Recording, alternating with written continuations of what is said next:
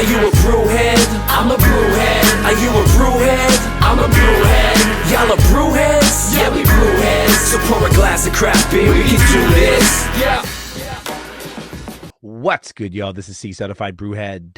And I am Nathan from Nathan Does Beer. And welcome to episode 199, Nathaniel, of Beer and Other Shit, the podcast Adjunct series. Mate, we got a banger of a round two tonight. Yes, we do, for 199. For 199, this is a follow-up to a pod we did in 2023 that if you guys listen to our top 10 breweries in Ontario for 2023, this episode was, or the original episode was in, what did we make it as? What was the category? It was Best New Brewery. Best New Brewery. But no, didn't we mention the pod specifically? You know how we have our favorite. It was also in our top 5 pods. That's what. Okay, and we're just talking off air, and it's still there's a moment in that pod that I still think about, like every other week. It was just one of the funniest moments that ever happened on the pod. I love it. Maybe other people don't. Probably the hardest. But especially you have ever laughed on one on one of the pods. Like you were keeling over. It was just beautiful. I don't know why. It was just the whole execution and the back and forth of the fellas. It was wonderful. Anyway, so hopefully we'll be crying, laughing this evening. This is wicked. These guys we are such incredible fans of what these guys do. I feel like they're an absolute asset to Ontario and Toronto craft beer. Everything that they're doing is bringing a lot of attention to classic styles and really how incredibly glorious they can be. And not even to mention the experience in the brewery itself with the food program that they didn't actually have at the time. They were still experimenting and figuring that out. So over the last year, they've had that locked in and their events, and it's amazing. So we're super excited to have this chat. It's gonna be fun. Are we ready? Yep, I'm very amped for it, and so we should get right into it.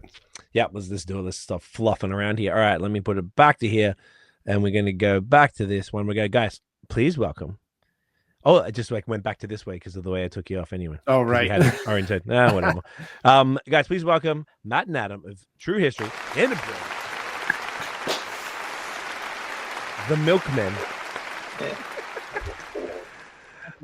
Forever. That's what you guys are going to be. Yeah, we'll own it. Guys, welcome back. So great to see you guys. This is going to be fun. Appreciate y'all, man. I appreciate you guys for having us back. It's a beautiful thing. You guys have been just a little dominating in the last couple of years, eh? Since we spoke, a lot has changed, I would say. Is that fair? Yeah. Maybe for you guys it doesn't feel that way. We have issues with accepting nice words. So a good way to start off the pod, if you want to just start the whole recording again, is you say something really, really mean. Okay. Yeah. What was something you didn't like about your experience? Because you guys have now been in since we did the last pod. Okay. Yeah. and that was something that Adam said to me like when I was there. He's like, by the way, I do not thrive on praise. Yeah. Well, if we're gonna start it off like that, I think my glass stuck to my coaster. I mean, that was really uncomfortable for that fraction of a second from the moistness of the crisp cold beer on the glass, you know, and I was a little upset about that. I didn't want to say anything, but we've had people write reviews about less. I fucking bet. Have. I think one of my favorite 1-star reviews outside of someone calling Matt a Limp Biscuit lookalike is when someone got mad at us and gave us a 1-star review for not having fries when we have never had fries. But you know what's interesting? We now have fries. So if that person is listening, you've affected change. Just adjust the date. Yeah.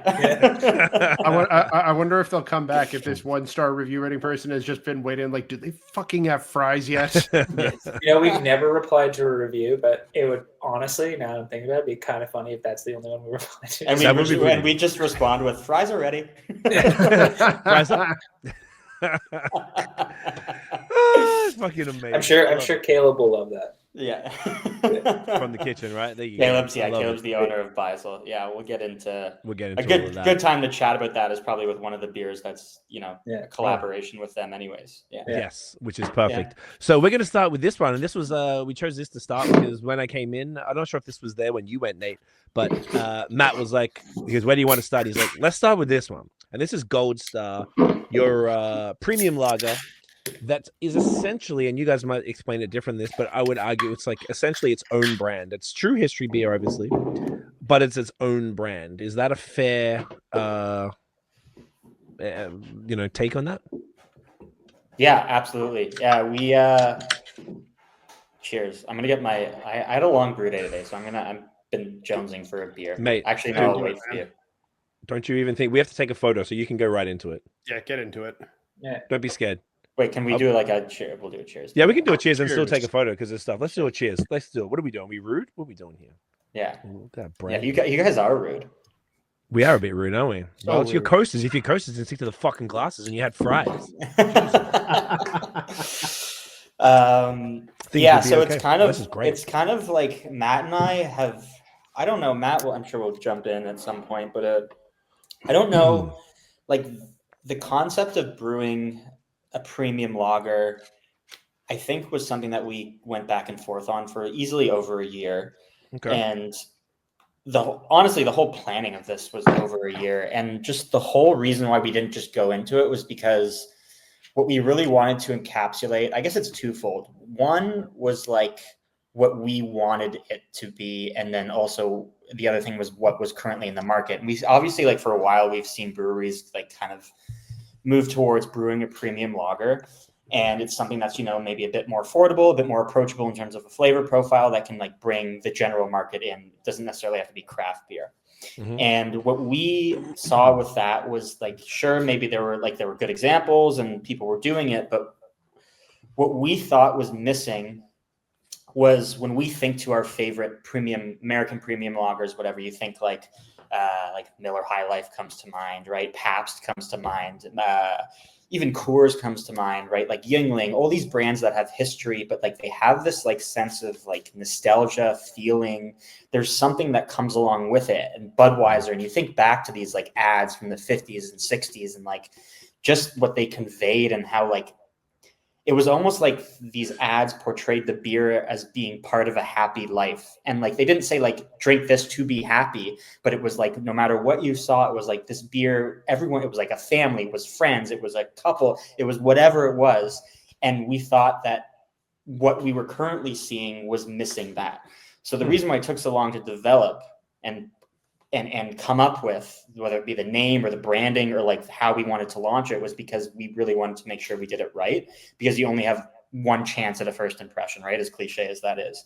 So it took us that long to like, design the can, get it printed, figure out what we want to call it, come up with like a slogan to have on the bottom, right? And then also like think of how we wanted to, like, I don't think, Matt, maybe you disagree, like, maybe we brought like a little bit of uniqueness of our own, but I actually think this is the first kind of thing where we just kind of went on the backs of what was already done and then did our own version of it, right? Like with the first initial poster that we announced it with, like coming up with a copy to make it seem like it was like kind of cheesy, but just treading the line in the right way. And yeah, so that's why it was like all these things that we wanted to make come together and announce in a proper way. But then on top of that, like, we thought that if we put the True History name on the top, like front and center, like you can see it's on the side of the can a bit, but we thought if we did that, it would really kind of take away from what we were trying to do. Like, we want this to be Gold Star. We don't want it to be True History's Gold Star, or whatever you want to call it.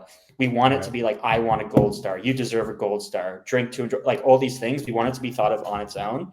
So with that, we thought of, its own Instagram page, which the first few posts we thought out, and now we've got to figure out how to, continue and make it live, right? And like not make it the branding of True History front and center on it. That was very long-winded. I don't know. Like, funnily enough, it is. I echo everything Adam was saying, and I think the other reason it took very long is, for example, like we knew we wanted to do a printed can because that is synonymous with premium lagers. But like in a weird way, it's the thing we've probably worked the hardest on because of the history and tradition of this style of beer. Weirdly, like, as anyone who's listening to this, who follows us, or you guys know, like, we don't put a lot of our branding is irreverent and fly by the seat of your pant and sort of just like whatever's in our brain at the moment. And we take the beers seriously, but maybe not the brand True History like very seriously. But like this one, we kind of knew we needed to take kind of seriously because of everything Adam said, which weirdly meant you're like, oh shit, like we can't just post whatever's like, we're just like, yeah, whatever. It's like, no, you actually have to think about this. You actually have to think about what copy looks like. How does this brand sound that's different than True History? Because you could do all this stuff, but then if you brand it and market it the same way, it's like, okay, well, you've defeated the purpose. So yeah, like it's a, mea culpa on our part. Like we gotta get back on it and like really get it out there and start promoting it. But it just unfortunately like does take, it's not an excuse, but it's like, and it takes a lot. Like this like stuff that you take for granted, these like macro brands or these premium lagers, whatever, like it's so hard. It's a lot easier to just be like a little quote unquote craft brewery and just be like, yeah, we'll just do whatever. It's like everything is like picked on and thought of. And it's like, man, that just like adds time. Big time. And the way that you guys do approach, I think the way you guys approach True History is sick. And the emails, I don't know if I told you all that, but I love the voice. I think it's like, I imagine that's you, Adam, that's writing it. Is that emails or Matt? Emails are me, yeah. And the social is Adam. Social is mostly 90%, yeah. Yeah, anything that's slightly leaning more towards like psychopath is me. Gotcha. Because newsletters. Yeah, because they both read yeah, that's funny. Similar. Yeah, I've been sent from our friends a couple because I don't even subscribe to the newsletter. I don't need that in my inbox. But when sometimes people will forward something to me and be like, "Do you see what Matt's saying?" And I'm like, "Holy potatoes, what is this?" I feel like they're both equally like crazy, and that's the beauty of it, though. I think it's so perfect. I think there's something like that. Carmen, who left Bellwoods, I think when they did theirs like that when she was there, and I always thought that was like it was the first time I'd seen a brewery do like such a great job. And I love your news. Like I read all of it every time. Every time it comes through, I subscribe to a lot of newsletters because I just want to know what's going on, and I feel like that's the easiest way to get the info first. And I don't know. I love the way you guys brand that, but I understand then. From this, it does need something. What you can do, and this is not like a cheap thing, and we talk about this with our agency. There's a lot you can do with AI, like with like ChatGPT to kind of, if you prime it right, and you get it to get your brand voice, such as like whether it's not the psychopath, you say, hey, for gold, and I can talk about that with you guys another time, but because Tiffany, my girlfriend's really on top of that right now. We're moving into that heavy with the agency. So there's a lot that you can do and a lot I'm saying this publicly as well to say that breweries can leverage it if you do it right. You can get it to help you plan all that stuff out. You still got to write it yourself because you don't want bots writing for fucking bots or whatever, but it can help you with the ideation, with the planning, with the content, kind of like what that looks like. I don't ever think that's like our issue. It's, I don't want to like, there's only one way to say it. It's like, we're very busy with other stuff. So it's like finding the time to just kind of like get down and do it is like more of the thing. Big time. But yeah, I mean, it's been really fun to like create this. I think Adam would maybe agree because we're using different muscles than we normally do. It's like a different challenge. It's like, oh, this is presenting unique and fun challenges where,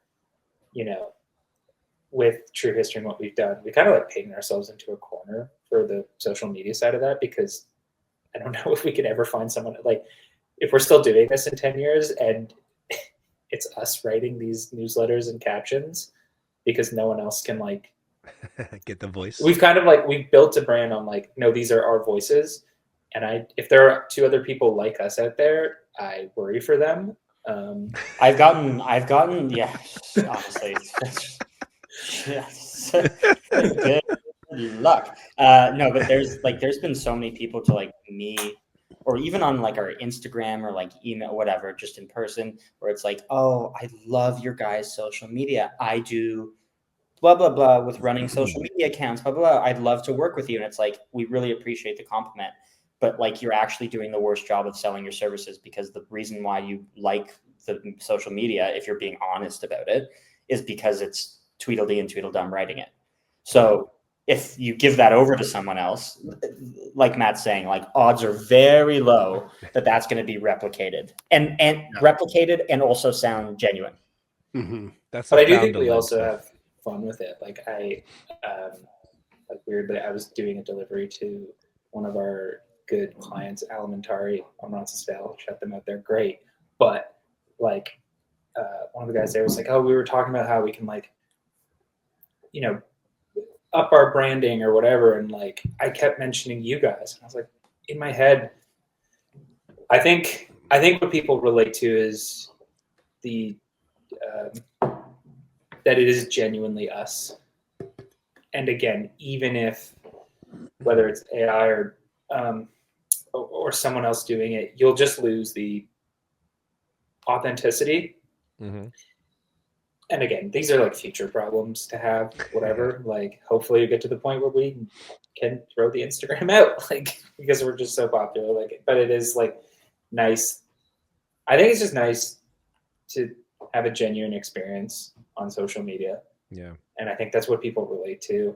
And I think sometimes Adam and I can come across stuff for any brand. It's not just even in beer. And you're just like, this is so devoid of a voice. And it doesn't really interest me in wanting to go to your place or something. Because it's just like, I feel like it's just going to be kind of like everything else.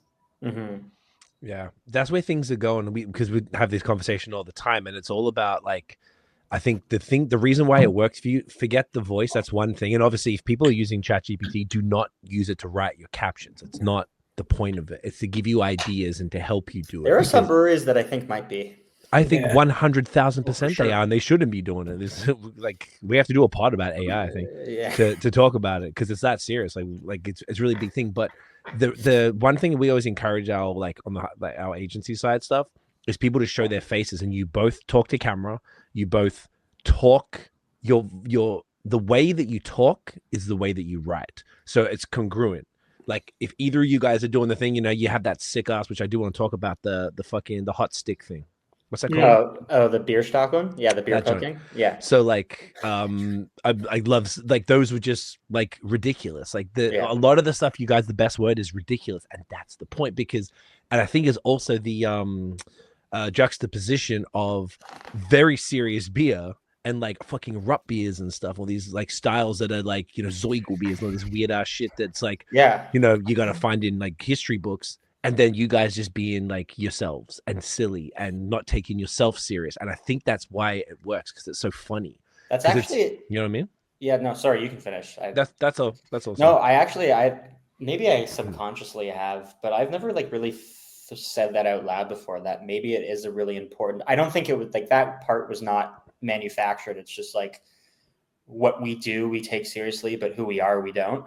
And it's like, I think that is a really important thing for what we're doing because it helps balance it out.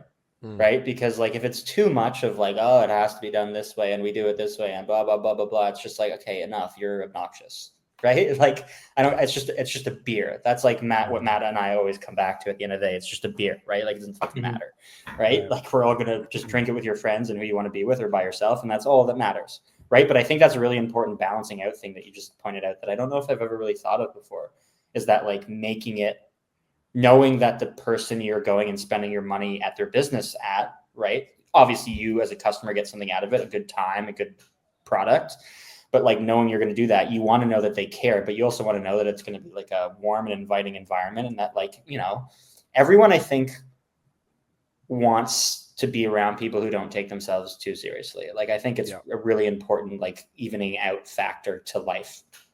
Yeah. Mm-hmm. I think I think that is the vibe that people seem to have in your space, because it would be pretty easy for a place that makes the like the style of beer in the way that you guys do, that like there's a way that could come off like snobby or pretentious, as so many things in craft beer often can, but like to kind of strike that balance as like as you were both just talking about there, where it actually does feel quite warm and inviting, and like you guys don't take yourself too seriously, that is a signal to your customers that, like, you know, you don't need to be a lager snob to come in here and enjoy a beer and have a good time. Well said. Mhm. I feel like that's what, maybe that could be like for the average person who just like, oh, they sell beer and it's cool, they make it here, sick. You got those cats, but then you got the beer people who might, you know, sometimes the lager folks can get a little, the traditionalists are the ones, oh, you're making a hazy up, you know, those type of cats, you're putting lactose in it. Like those people, you know, can be pretentious. Maybe they don't realize it, or maybe they do, they don't care. But Yeah. it could, I think you guys break that stereotype immediately off the rip. If anyone just sees, you know what I mean? And it's disarming almost. Yeah. So it's, and therefore it's inherently attractive because you're like, well, these guys are the owners and they're showing their face. That's the other thing. You're showing your face, not all the time. I think it's one of the most important things is founder-led companies need to show their faces as much as possible. Not everyone is comfortable doing that. And some people are just fucking weird and it doesn't work. Cool. Yeah. But you guys are ridiculous. You're funny. You're charismatic. You got great personality. What you see on social, you go, keep going. Keep going. Over. And that was it, guys. At True History Brewing. Yeah, like I feel like when they see that and they'll come in the bar and they'll get that same experience. Like I saw that Matt, you were wearing this, like, I don't know, it was like a Hawaiian shirt or something that was kind of like That's almost, right. yeah, it was like a red shirt. Like it was kind of, I was just like, I don't know why that stuck in my head. Yeah. Oh, I know the exact shirt I was wearing. Yeah. And it was like, it almost seemed like, hey, this, I don't know why I didn't think of it literally until right now. I'm like, yeah, that kind of just is on brand for you guys. It just seemed like a funny shirt to wear. I don't know why. In a establishment that's a German style or Austrian style beer hall with authentic Austrian food and some of the best lagers on the continent, it's like the guys in there serving you in a fucking I don't know why. It's just you just got to be thankful. At least you get to see the shirt, not his short yellow short Nike vintage shorts. I will say show too much thigh for a work setting. No such thing. Is that the episode name? Too much thigh? Yeah, too much thigh. Too much thigh for a work setting. That's no, but it's oh my god. I think that's all. Like, but everything that we've just said to like not to like bring back to Gold Star, put like a button on it is like. No, please bring it back. I think all that comes so naturally to us. I don't mean it to say like we are naturals, but it's like it's natural to us because it is us. Where like Gold Star was like, ooh, we have to kind of get out of our comfort zone, which I think like it can be said that like maybe we are defaulting to our comfort zone. It's just like we just want to be ourselves, so this is what you get. And sometimes that can get us in trouble, quite honestly, because we're like, ooh, maybe we should have taken that a little bit more seriously, or we should have thought this through maybe a little bit more, or whatever. I think the trade-off is that, you know, you get authenticity, and authenticity I think sells a lot right now, and it has always sold. But with Gold Star, it's like, ooh, okay, let's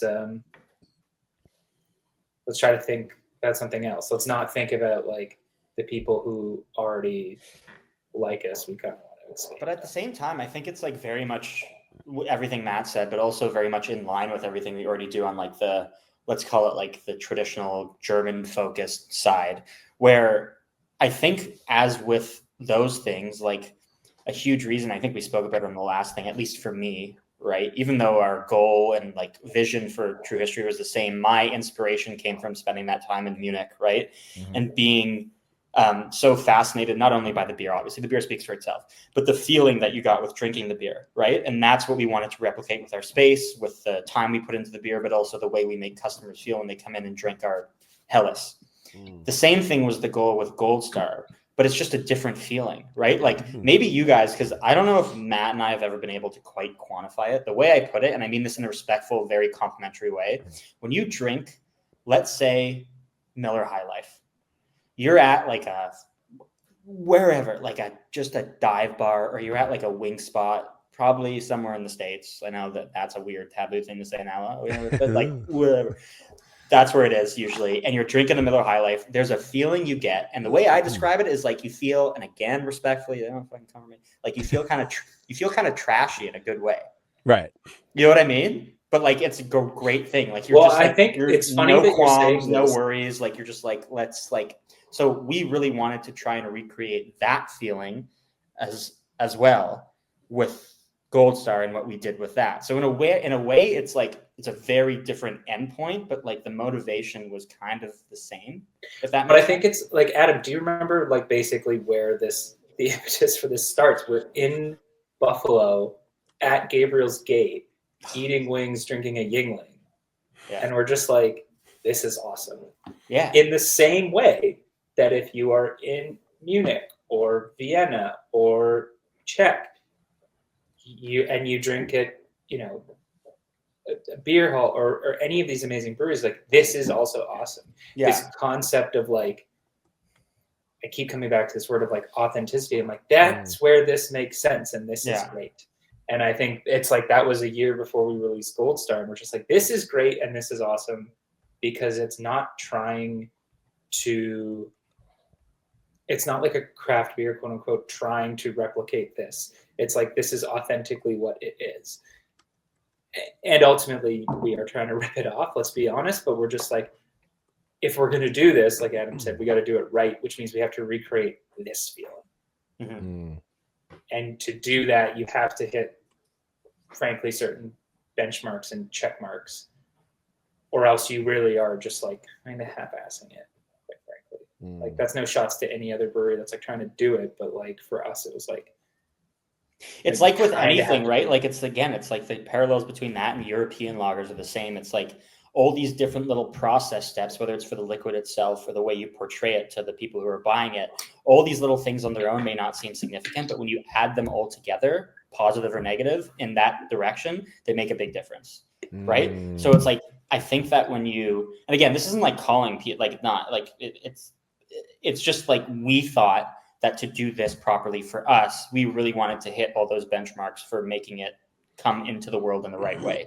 And so that meant, again, the visual look of the can, the taste of the liquid, which like I'll be the first one to say is not fully where I would want it to be. This was just like, this was always meant to be like a try. Like it tastes like too much right now. Anyways, we're not going to do like a deep dive into the liquid. That's for that.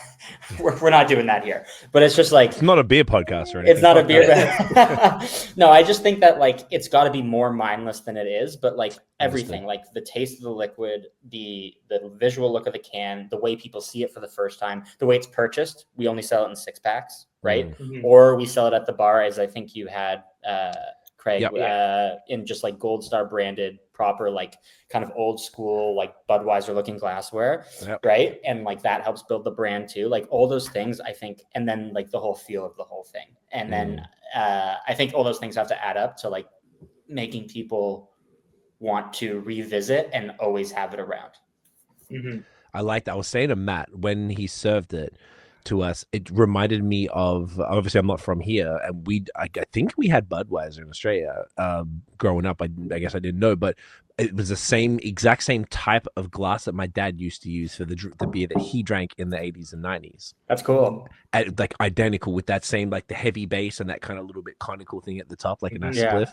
I was like, this is very nostalgic. And as you guys were describing it, funny enough, because Jeff from town is texting me right now because our beer's dropping tomorrow for the collab. So he's like texting me the tasting notes. You can respond and say we have Adam on the pod and say I'm still disappointed in him.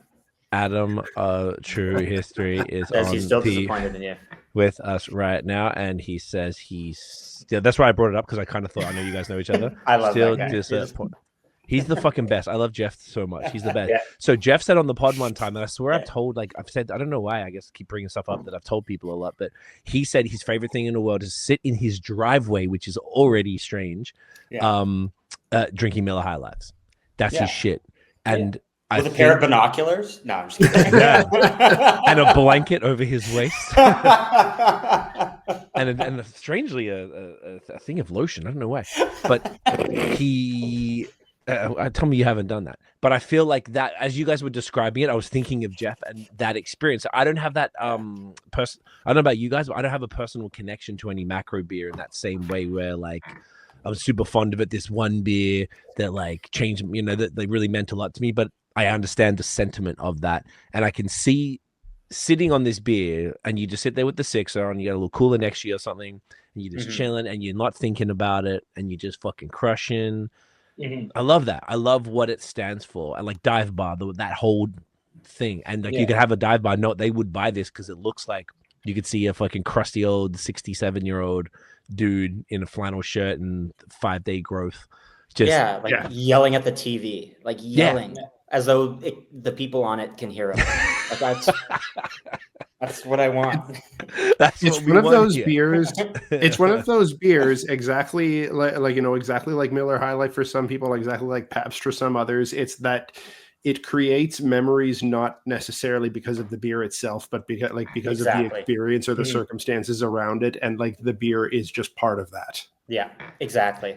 Yeah, Like again, like even if you like just Google like 60s beer ads, you'll see all of them, and it's just like a guy mowing the lawn, holding the beer, or like mowing the lawn, and then his like wife's bringing out the beer for him, whatever. Like it's a family, and everyone's at the beach, and like they're all holding the beer, or it's like a clearly like a young couple, and they're just sitting by the TV watching TV, and they're holding the beer. It's just like it's like it's never outright said, but they're always happy. They're always living like this familial, like community-driven life.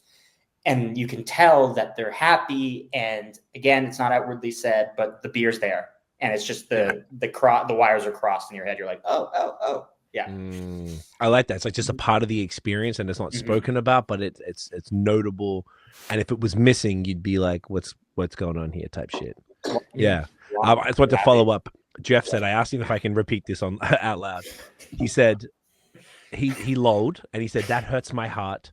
I love him. Secret man crush. It's like I let down my family.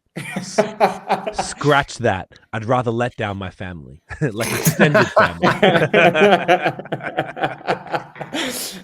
That's a pretty good answer to me. Respond to him and say, well, you did let him down. This is a very weird No, don't section say of the it. No? podcast. Okay. He was great. No, there's this thing with Jeff where like he's come into the brewery a few times on both of our ends. Oh, Matt I and know about this. I was told about this. Yeah, Yes. where he like comes in like for the Blood Brothers event, he's been in a couple times, and I couldn't go, or like I missed him for whatever reason. And then finally because we had the beer for the Canadian Pilsner Project on the town version. And he was like, I'm coming. We're finally gonna have some beers together. I'm like, that's sick. Matt and I, how it works for events, we work the first few hours and then we go out and we kind of mingle with people who are Schmooze and around. all that. Yeah. And then I get a text from Jeff, as is tradition, on the day of. He's like, hey man, what time are you gonna be around? Are you around now? And I'm like, yeah, why? And he's just like, oh man, my schedule changed. Does Jeff have any tattoos? If he doesn't, that should be his first one. My schedule changed. And he's like, my schedule changed. I'm coming now with the family. We'll be there for about an hour. Sorry, dude, or whatever. And I was just like, we've never been able to have beers together is really the point of it. So Understood. it comes also out of a place of love because I just want to hang out with him. Because he's the best. He told me, because I was there on the Wednesday, and he told me he'd be there at 9 p.m. That's why I asked you guys if it was cool with the pup. In the end, I was just like, I didn't want to risk it because if it was too busy and loud and he's little and da-da-da, I was like, I just don't think it's probably smart. Didn't want to you guys have to deal with it. Yeah. And then Dan from Zenon was there, and I knew he was going during the day. He's like, yeah, Jeff was there. I'm like, what the fuck? Yeah. Like if I came at night, part of the other reason was I knew that I wouldn't be alone. Like Jeff would be there. I know you guys might have were there too, but like Jeff was gonna come, and then he came at like 2 p.m. or something. I was like, is that? Yeah, I was like, motherfucker. I gotta scold him about that. Yeah. Speaking of what, because there was like a pivot point in there, because my beer's empty, but you guys. Yeah. What do you want? Do you guys want another beer? You want to do the Canadian? Do you want to do the Canadian pills? Because you mentioned. Yes, please. Let's do it. That's a good transition. Okay. You guys have to go get it. I gotta go get it from the fridge. Is that cool? No. Go for it. Yeah. It's actually you don't really have a choice if you want to hang around. We won't start without you. I got some funny. Jeff's got some funny photos. Yeah. Oh, this is good. I don't think I've ever really done that before. Like relay messages. Yeah. Just like relay texts live and say like, hey, tell so and so. I said whatever. Oh, this is so good. I'm just gonna read it all out, so I'm laughing right now. I'm very excited for this beer though. This was one of the ones. Yeah, we should. We should say this will be the second pod in a row that we're drinking one from the Canadian Pilsner Project because we had the Blood Brothers one last week. Oh, right on. Oh, I got some Jeff follow-ups. The Blood Brothers Canadian Pilsner project was so fucking good. The Yeti. Yeah, it was fantastic. I've like, once again, I don't know why I keep saying this tonight. I've told multiple people about it. It was that good. I was so impressed. They killed it with that. So I tried one can, and I won't lie to you, I drank it while I was watching one of the Leafs playoff games. go the Oh Leafs, no. So it was not a fashion thing; it was a function thing. I understand. Okay, so Jeff said, let me just say what he said to finish this up. He goes, I feel like I really hurt him. Because I was saying to him, I also heard you were there at 2 p.m. when you were supposed to be there at 9 p.m. Like, you fucked me. And then he's like, you guys can't team up on me. That's not fair. And he's like, and my second tattoo will be the Canadian Pilsner Project logo or something true history, the loon. We love Jeff. You can Isn't tell it him now. nice? So we're all just joking. We're all just joking. Adam said we're dead serious and we have beef. Mm-hmm. Okay, perfect. All right. So Canadian Pilsner Pro. Let's talk about your one, and then let's talk about the project from you guys directly, because it's it'd be great to hear from you guys first. I think we've had like 3 beers from that on the pod now, if I'm not mistaken, and be cool to hear the details from the gentleman. We've had 3. I thought this was the second. What would have been the? Wasn't the Dominion one? Wasn't one? Sunday we didn't have- sketches. I thought We did. haven't had theirs on the pod. Oh, but we just talked about it then. Okay, my Yeah. apologies. My sincere apologies. We drink a lot of Fucking alcohol idiot. on the show, and what happens is alcohol sometimes messes with your brain and you don't remember things. Nate, when you hit 40, you'll understand. Yeah, Nate, when you Okay. hit 40, you'll understand. Yeah. What are you, 27? Okay, so what are we Actually, doing? What happens is Fucking Craig's a guy. dum-dum. So I mean, look, I'm not disputing that, Nathaniel. I'm just saying. Okay, I'm going to take a picture of this. So first, are we doing? Yes. You wanted to know about the beer itself? Yeah, let's talk about the beer itself. Yeah, let's and talk about then the beer. It's sort of be a nice transition into the project as well. So this is the Canadian Pils, a Canadian style Pilsner, which is, I guess, something that doesn't actually exist, but now it does. Yeah. Damn right. And it was a Pilsner that we wanted to brew, which brings in the Canadian aspect in the sense that everything is grown or sourced from local or within country. Okay. So for us, just getting the specs of it, we used malt from Mississippi Mills Malting just outside of or in Ottawa. Mhm. And then we used hops grown in Quebec from Houblon Bastien? Lupulin. Oh, Lupulin. Yeah. Yep. I'm butchering the pronunciation for sure. And then yeast, obviously from Escarpment Labs, and water from Toronto. Water from Toronto. Yeah, of course. Yeah. Oh, Local water no. as well. And yeah, we just kind of, I mean, that's kind of all on the beer. It was just like interesting to see how, because obviously with the beers that we make, let's say the overwhelming 85% of them are very European. And so like for me, using ingredients that are sourced from and grown there is kind of important in the sense that we're being as authentic as possible to what we're brewing. So we don't work with local ingredients. Yeast we do.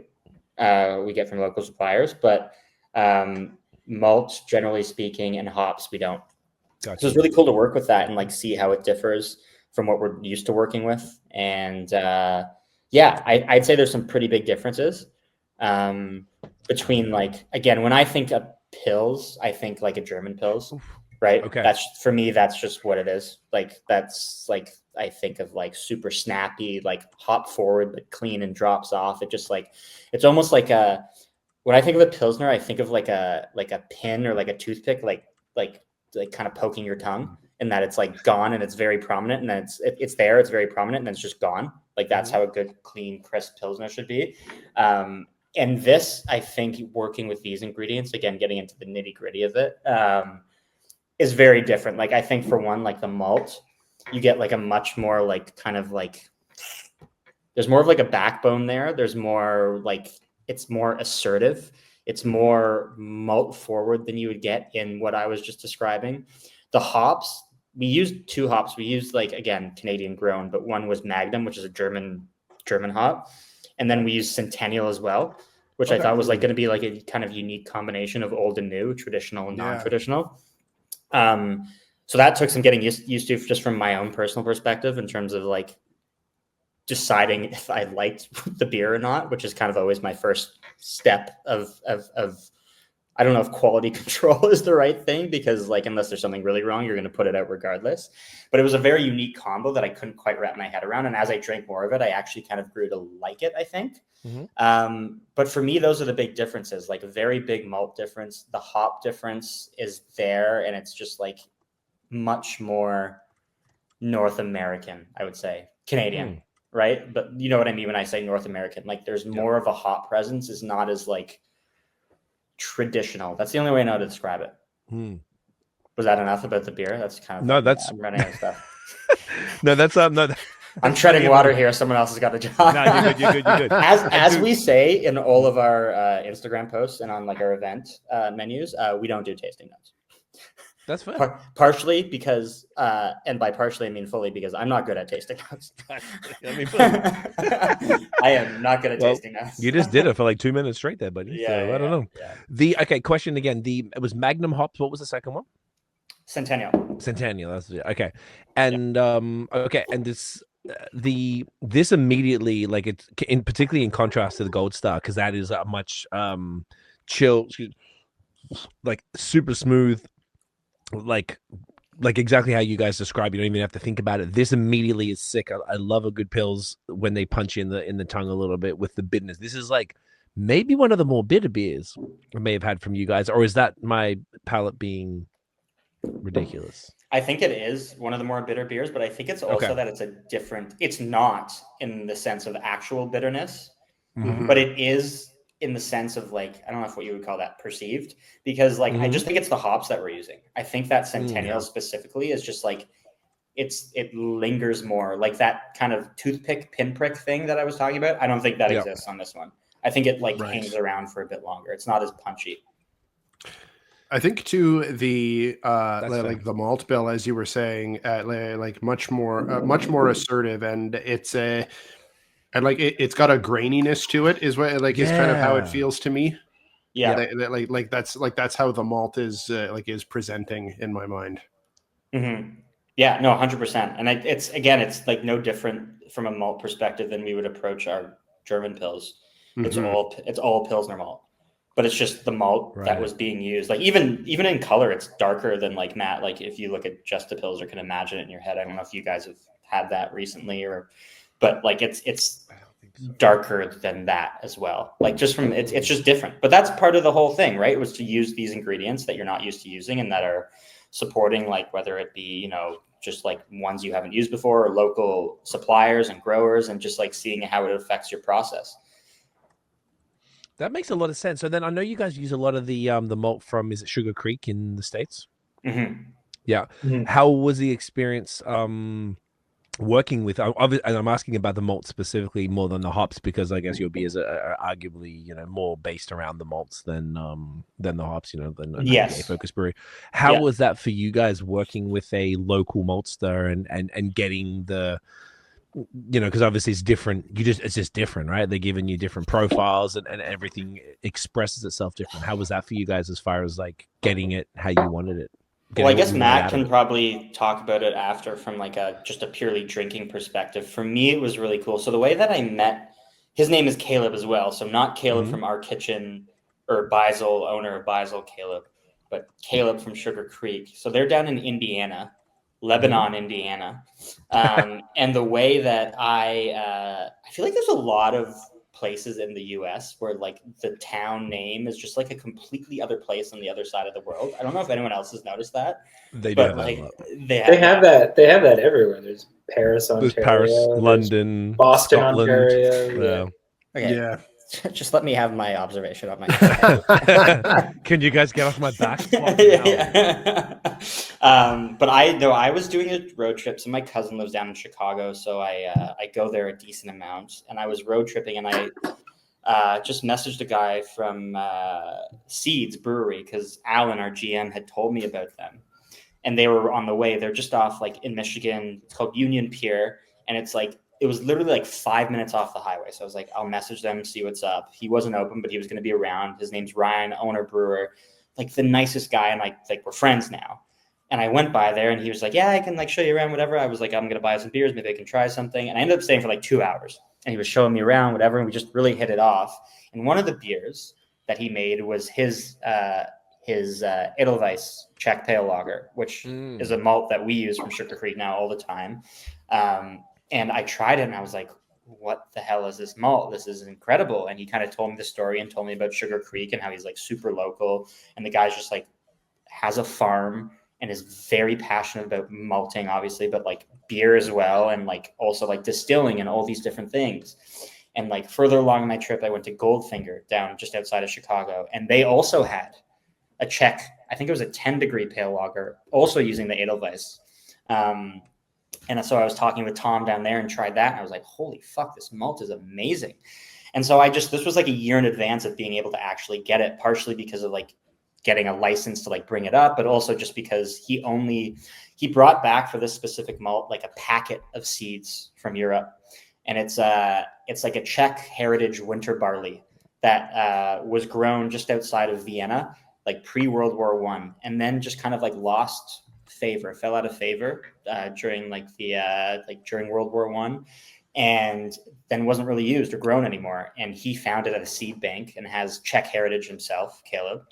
And he brought it back to his farm, and over the course of like a couple of years grew it up. And then eventually when I tried these beers, they were like some of the first breweries to get it, because you have to use decoction on it, really. To use it properly, you have to use decoction to get everything that you can out of the malt. And so they as breweries can do that, and he gave it to them and they knew him, had a relationship. And so part of the reason why I couldn't get it was because it was sold out. Like there wasn't a lot of it. And so the next year when he grew it, there was a lot more. And I was like, all right, I want to bring some up. And so that was like the first time we like had a proper official like business relationship. And since then, I think we brought malt up like 3 or 4 times, usually bring up a pellet. And I've tried all this other stuff. He's got like great German barley varietals that he grows. He's got like really interesting corn. Like there was a period last summer we were really into like cereal mashing. So we did a purple corn lager using a Peruvian purple corn. We did a Mexican style lager with Great Lakes using a Oaxacan green corn, and then with Bellwoods, Mexican dark lager using the same corn. So we've used everything from him, and he's just like very passionate about what he does and very good at what he does. And that's like, in my experience, like a great recipe for having a great product. Right. So we've just built a great relationship, and I don't really know what the status now is of being able to bring that stuff up, but like last I heard, they stopped. Oh no, that's on the other way around. Last I heard, I don't know if you guys are up on it, but I heard that the Canadian side was cutting the tariffs on American goods, which actually would be it, wouldn't it? Yeah, I heard they were dropping it. So I guess they would probably know more, I would imagine, as far as like, because they probably have to deal with it administratively on their end, where they would add the charge on. That's the last I heard. I don't know if that's factual. Yeah, we've still been working through our last kind of shipment of it, and so we don't need to order yet, but like, probably sometime soon would be good. Yeah, exactly. Anyway, so that's like kind of the background of it from like the actual how I found out who he was side of things. That's dope. I love it. So my favorite part about all of that is that it has nothing to do with the Canadian pills. But yeah. Please. The last time you told a story like this, we got the milkman. So that's true. That's true. I'm ready for it. But I think we'll get to it. Yeah. Well, the Canadian pills thing.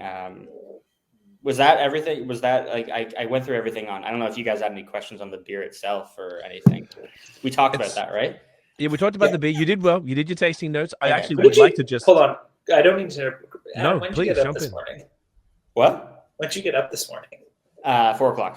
I had a brew day today, so it was an early start. Yeah. I'm actually feeling pretty good right now, though. Okay. I think 2 beers. I think the next 4 beers are going to help too. Yeah, definitely. Exactly.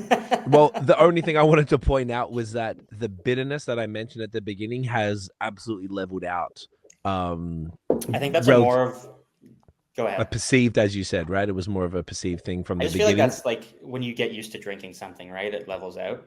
Yeah, you have that for the first few, because it was really hitting hard on the first few sips, and it took a little bit, about, I don't know, a third of the way in. Now it's completely mellowed the fuck out. And I think it was just because like I hadn't it's first beers of the day. We only had that other one, which is the Gold Star, super chill and very low bitterness in comparison. But yeah, anyway, that was the only thing I wanted to just mention with that. But tell us about the project. So the actual whole concept, because you guys launched it in, I think it was Feb.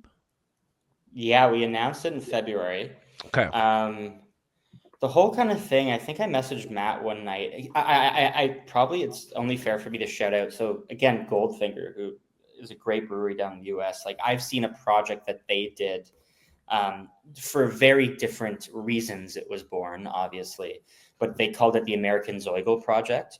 And essentially like, it was funny, like BIM, when we did our first collaboration, BIM actually suggested, it was his idea to do a Zoigle beer and do one at each thing and do the whole party and whatever. We worked that out. But like coincidentally, like Goldfinger announced their thing at the same time, or like roughly within a few weeks of that. And essentially it was the same thing where around the US, they had like the Zoigle, the Star, and which brewery, like there's a long list of breweries participating, but whichever brewery, whose turn it was would hang the star, would get the star, and then when the beer was ready, they'd hang it up in the brewery for as long as the beer was available, right? And so this kind of idea was in the back of my head, and then when all this tariff stuff started happening, it was kind of just like, okay, well, like part of it was like wanting to obviously, like the circumstances, get people more focused on Canadian, ourselves included, because like I said, we don't really use it. Canadian manufacturers, Canadian growers, Canadian farm, like everything, right? Suppliers, and support that, because we needed to. You should always do it as much as possible, but we needed to.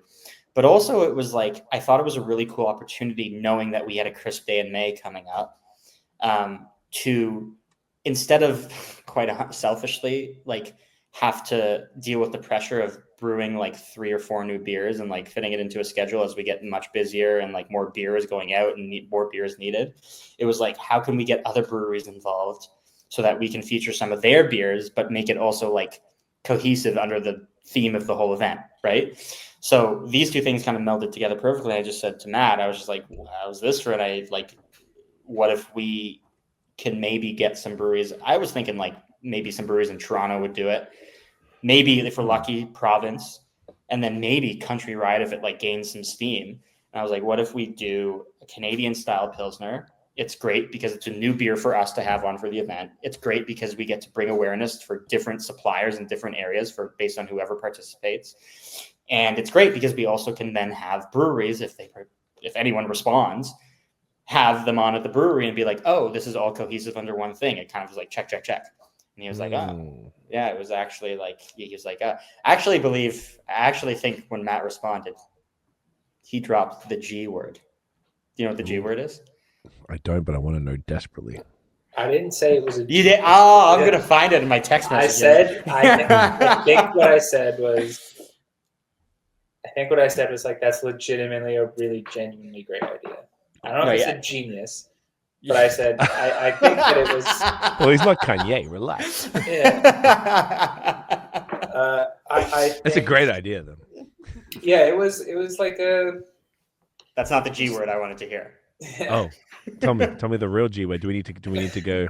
No, it's genius. It's genius. Okay, it's genius. So I just think it's like, it was just a really fun way to, kind of band everyone together under a unique set of circumstances and like brew. It was for me, like the thing that got interesting. Like, I didn't brew the beer, so it doesn't matter but my interest was like, oh, it's like, how often do you get to feel like you're doing something new? And that sounds like stupid because we're just making a Pilsner at the end of the day. It's not like we're reinventing the wheel, but it's like, oh, this is like we sort of started with. It's like, this is a Canadian style Pils, which didn't exist before this idea, like with intention, where it's like, oh, we are brewing, this is what a Canadian style Pils kind of would look like. And this is like how you would use it. Like German Pils, for example, used all German materials because 500 years ago, 600, 700 years ago, that's just what you had access to. So while yes, it is great to support Canadian producers and manufacturers and all this stuff, it's like, it's cool to say, to kind of like give yourself almost the handicap of being like, okay, you got to make a beer, but you have to use products from around it, like what you could get or what you could get in this country or what you could get relatively close, because that is the way that beer used to be made. Yeah, and that's kind of like that's could just fly something over 700 years ago. That was the great thing. So when we announced it, we were like pretty. I think for like, it was probably like we announced it within a week of like thinking of the idea and put a poster together, whatever. And it was just like, I gave up my personal email on that Instagram post, which I don't know if that was a great idea. But it was just no, nothing bad. No. Yeah, exactly. Yeah. No after dark. Pics? After Adam's emails after dark. That's it. Yeah. Firewall went into overdrive after that. No, I'm just kidding. But after we announced it, it was like honestly within like Dominion City was the first one to reach out. I think Jesse, who I think is their production manager or head brewer. I apologize if I'm making. He's great. He seems like a great guy. Yeah, Jesse's cool as shit. What does he do, mate? Jesse Aboda, I think is his name. Yeah. I can check the emails here. He clearly has power over scheduling. I think production manager is right because I think Scott's still the head brewer. So I think production manager is right. I'm trying to find the email with that. I'm sure he reached out within like 5 minutes, and then like the responses. And I think overall we've had, again, some are still coming out, but I think we had like around 22 to 24 breweries hop on board, which is awesome. Okay. And then like I also put out with like the original announcement, like we're having this event, like we have space for 6 beers on, like whoever kind of in order if they come in, we can have it on as well. But the kind of concept is I come up with a central recipe, right? And send it out to everyone who wants to participate. But like there is by no means any kind of handcuffs or any kind of obligation to stick to that outside of obviously that it's a Pilsner and that you're using things that are Canadian, right? Because like we ended up having breweries from all the way from BC to Prince Edward Island, right? That's so sick. It's like everyone has access to different suppliers of malt, different growers of hops, different labs, right? I think a lot of people use Escarpment, to be honest, but because they're great and big, but like, it was just, it was kind of just like, how can everyone in the same sense of a Zoigl in that sense, right? Like the Zoigl was that like a Zoigl is not really necessarily a singular style. It's kind of just whatever the town where the Zoigl brewery is, however they make it is kind of like what it is. There's no singular representation of it. And that was kind of in a way the influence for this Pilsner, right? It's like, it's going to be a Canadian style Pilsner, but everyone's is going to turn out differently because of who they use, because of the process that they use, because of their, what they're maybe going for in the final beer, right? So we and Matt can say too, like we had 6 beers on and like they were all very different, very different, right? And like all were good in quality, but like different like preferences, probably based on who brew them or like, and then based on who's drinking them, probably some people preferred some to others. And it's just like, that's the beauty of it, is you get to have people using a centralized recipe, using their own brewery, and then using maybe common or some different differences in terms of materials and ingredients. And you get to see how all that can affect a beer that in theory is simple, just a Pilsner. Right? I like that. And everyone's going to be there. Like you said, everything's going to be different. It's probably fascinating to you guys to see the outcome of what a lot of different ones. I actually had a question that I totally forgot about, and I think it's okay to ask you guys on air, because if it's a positive thing, and this is something. So one of the cool, I like a good cosign, right? If it's a new brewery I don't know anything about, my favorite quick story on that, I went to Durand, and where we met up, Adam, and they had Sparrow in the fridge. Didn't know who the fuck they were, didn't know nothing about them. I'm like, well, Chris knows his shit. He wouldn't put them in the fridge if they weren't fire. Bought it, killer, got the story later. I'm like, hell yeah, I'm excited to drink more of their stuff. Nate connected with, is it Cold Bear? Yes, that's right. And Nate gave me the beers, and I just like, we're in a bit of a influx period because of the event, and everything's a little wild. And then I saw that they had a beer at your event, and I was like, oh shit, that must mean if Matt and Adam are putting them on at a Crispy event, that must mean they are doing some exceptional work. I just wanted to get a little, just you boys' take on who they are and what they're doing. And Okay, so I don't mean this to come across in the wrong way. I had no idea. I didn't know them before they reached out about the project. okay, And Hugh, who's the owner and also a brewer, and then there's Nate, who is like kind of his. It's kind of like Joey and I at the brewery, right? Like I'm brewer, Joey brews with me, and then Nate and Hugh. But Hugh reached out. I think he was like, again, he was one of the first 6 people because right away he was like, I want to be on at the event. And I was like, absolutely. Yeah. And he just like, he was like, I know who you guys are, blah, blah, blah. Told me a bit about himself. And then when Nate came to the event on Saturday, he was telling me a bit about what they do. And it sounds like they're like also kind of like, they make some other stuff just because they're in a small town outside of Ottawa. Nate, you might know. Yeah, they're in Arnprior, which is a small, like you say, a small. He said it was like 1,200 or 2,000 people in the town or something. Yeah, it's very small. Yeah, and he was just telling me a bit about what they do, but like tried the beer and it was great. Yeah, nice. I only tried like a small little bit of each beer because we only had a keg each, and I tried to when I was putting them on, leave it for the customers, but like. I think a lot of people had the same sentiment about them. It was like, oh, this is a new brewer we haven't heard of. Let's give it a try. And it was actually one that seemed to sell decently well. Nice. But yeah, the beer was great. And like Hugh just had he has like a newborn, so he wasn't able to make it just last minute. But Nate came and was like a super nice guy and clearly very passionate about brewing. And like, again, we got along because he seems like he's interested in the same styles.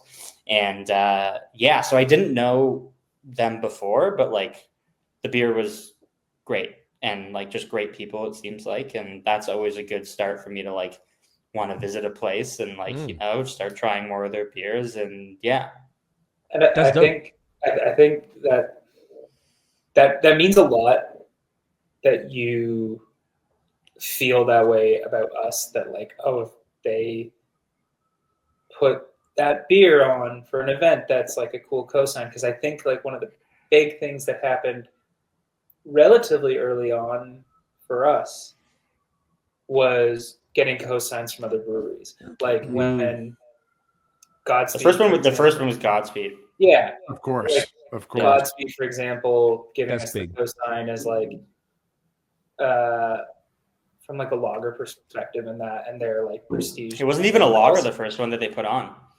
It was the but I more mean like yeah. It's like the cosign from like that perspective, and their legacy is like lager brewers, but also, and I always give them a huge shout out. Like Bellwoods has done so much for us in terms of like shouting us out, and both like the people who come in from the brewery who have become friends, but also just like, their stature in Canada is kind of unrivaled in terms of like their reach. Let's just be honest. And like for them to give us like a cosign like that, I always am like super grateful and indebted to them. So that's like, that means a lot to hear that like we in our own weird way can have like a little bit of that as well. I think that's very cool to hear. And then for us too, we do not feel that way. And not surprised. Yeah, and, you don't feel that way. And then people like in Milan, like in Quebec, like Milan was like very early. Like honestly, I consider Alex and David like some of our just like, I just consider them friends now. Like outside of the industry, and just like never mind the space and the beer and like that's all great, but just like great people and always so like hospitable and whatever to like it welcoming to us. And like they had their first ever tap takeover event at the brewery with our beer, but like even more than that, it was just like the first time they like even before that like brought one of our beers in to have on at one of their events. It was just like really cool to like the first year. I think I think the last time when we spoke, we were probably in the first year of opening. Yeah, because it was 2023. I think you'd been about a year or close to the year, I think. Yeah, and it was like that first year, it feels like such a blur because like you're so like heads down, kind of like no cheating on the exam. Like, you know what I mean? Like there's like dividers, so you can't look at anyone else's paper. And you're just like, whenever someone comes in from, whether it's like a brewery like Bellwoods who's in the city or somewhere else comes in from out of town, like Milan did, and we're just like, hey, we really like message us and like, we really want to come by and visit. You're like, how the hell do you know where we are? Who we are? Not where we are. Well, I guess who and where we are. But like, yeah. And then like we still have that now a little bit where like people come in and visit us, and it's like really cool because like you're like, oh, people take time. They're coming in from out of town on a trip. Where like, as you know, like Craig and Nate, you travel around and like go visit breweries a lot. Like when you care about this stuff, there's so much to see in any, especially if you're going to like a big city like Toronto, where there's so much to do. And like the fact that people want to come and like spend time or like see how we do things or try a beer is like still very like humbling for us.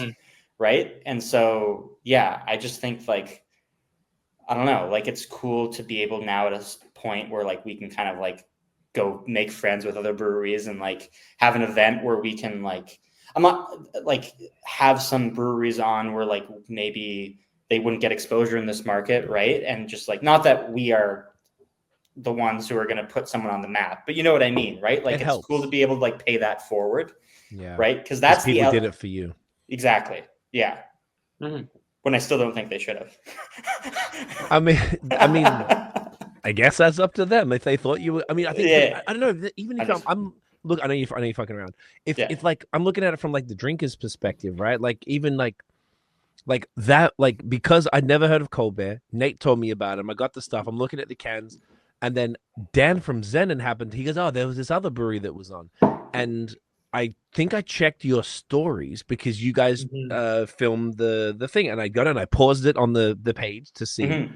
Because you should have put the fucking menu on social, but you didn't, so I had to go to the story. So that's it's on. Oh, Yeah, so it's on I'm there. special. I'm special. So Yeah.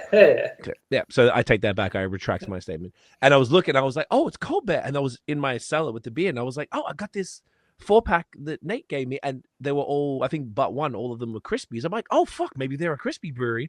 I'm like, well, True History's not going to put anyone on who isn't exceptional. So I'm like, I'm extra excited to try them because of that, and like. From you guys getting put on by Godspeed, and put on is not the right word, but getting the lift and it's like 100%. Cosign is a better word than put on, I guess. Yeah. Like I think cosign is right. Cosign's a better word. The God tier crispy guys in Ontario, Toronto/Ontario, and beyond, working with you guys. When I first saw that, and then Nate, you could probably echo. I'm sure it was like mind blowing for you guys, but I was just like, oh, it's fucking on for these boys now. Like, okay, this is amazing. Like that was a massive thing. Once again, I know you all, but as just a drinker, I'm just looking at that, and it's just brand. I'm like, oh, that's amazing.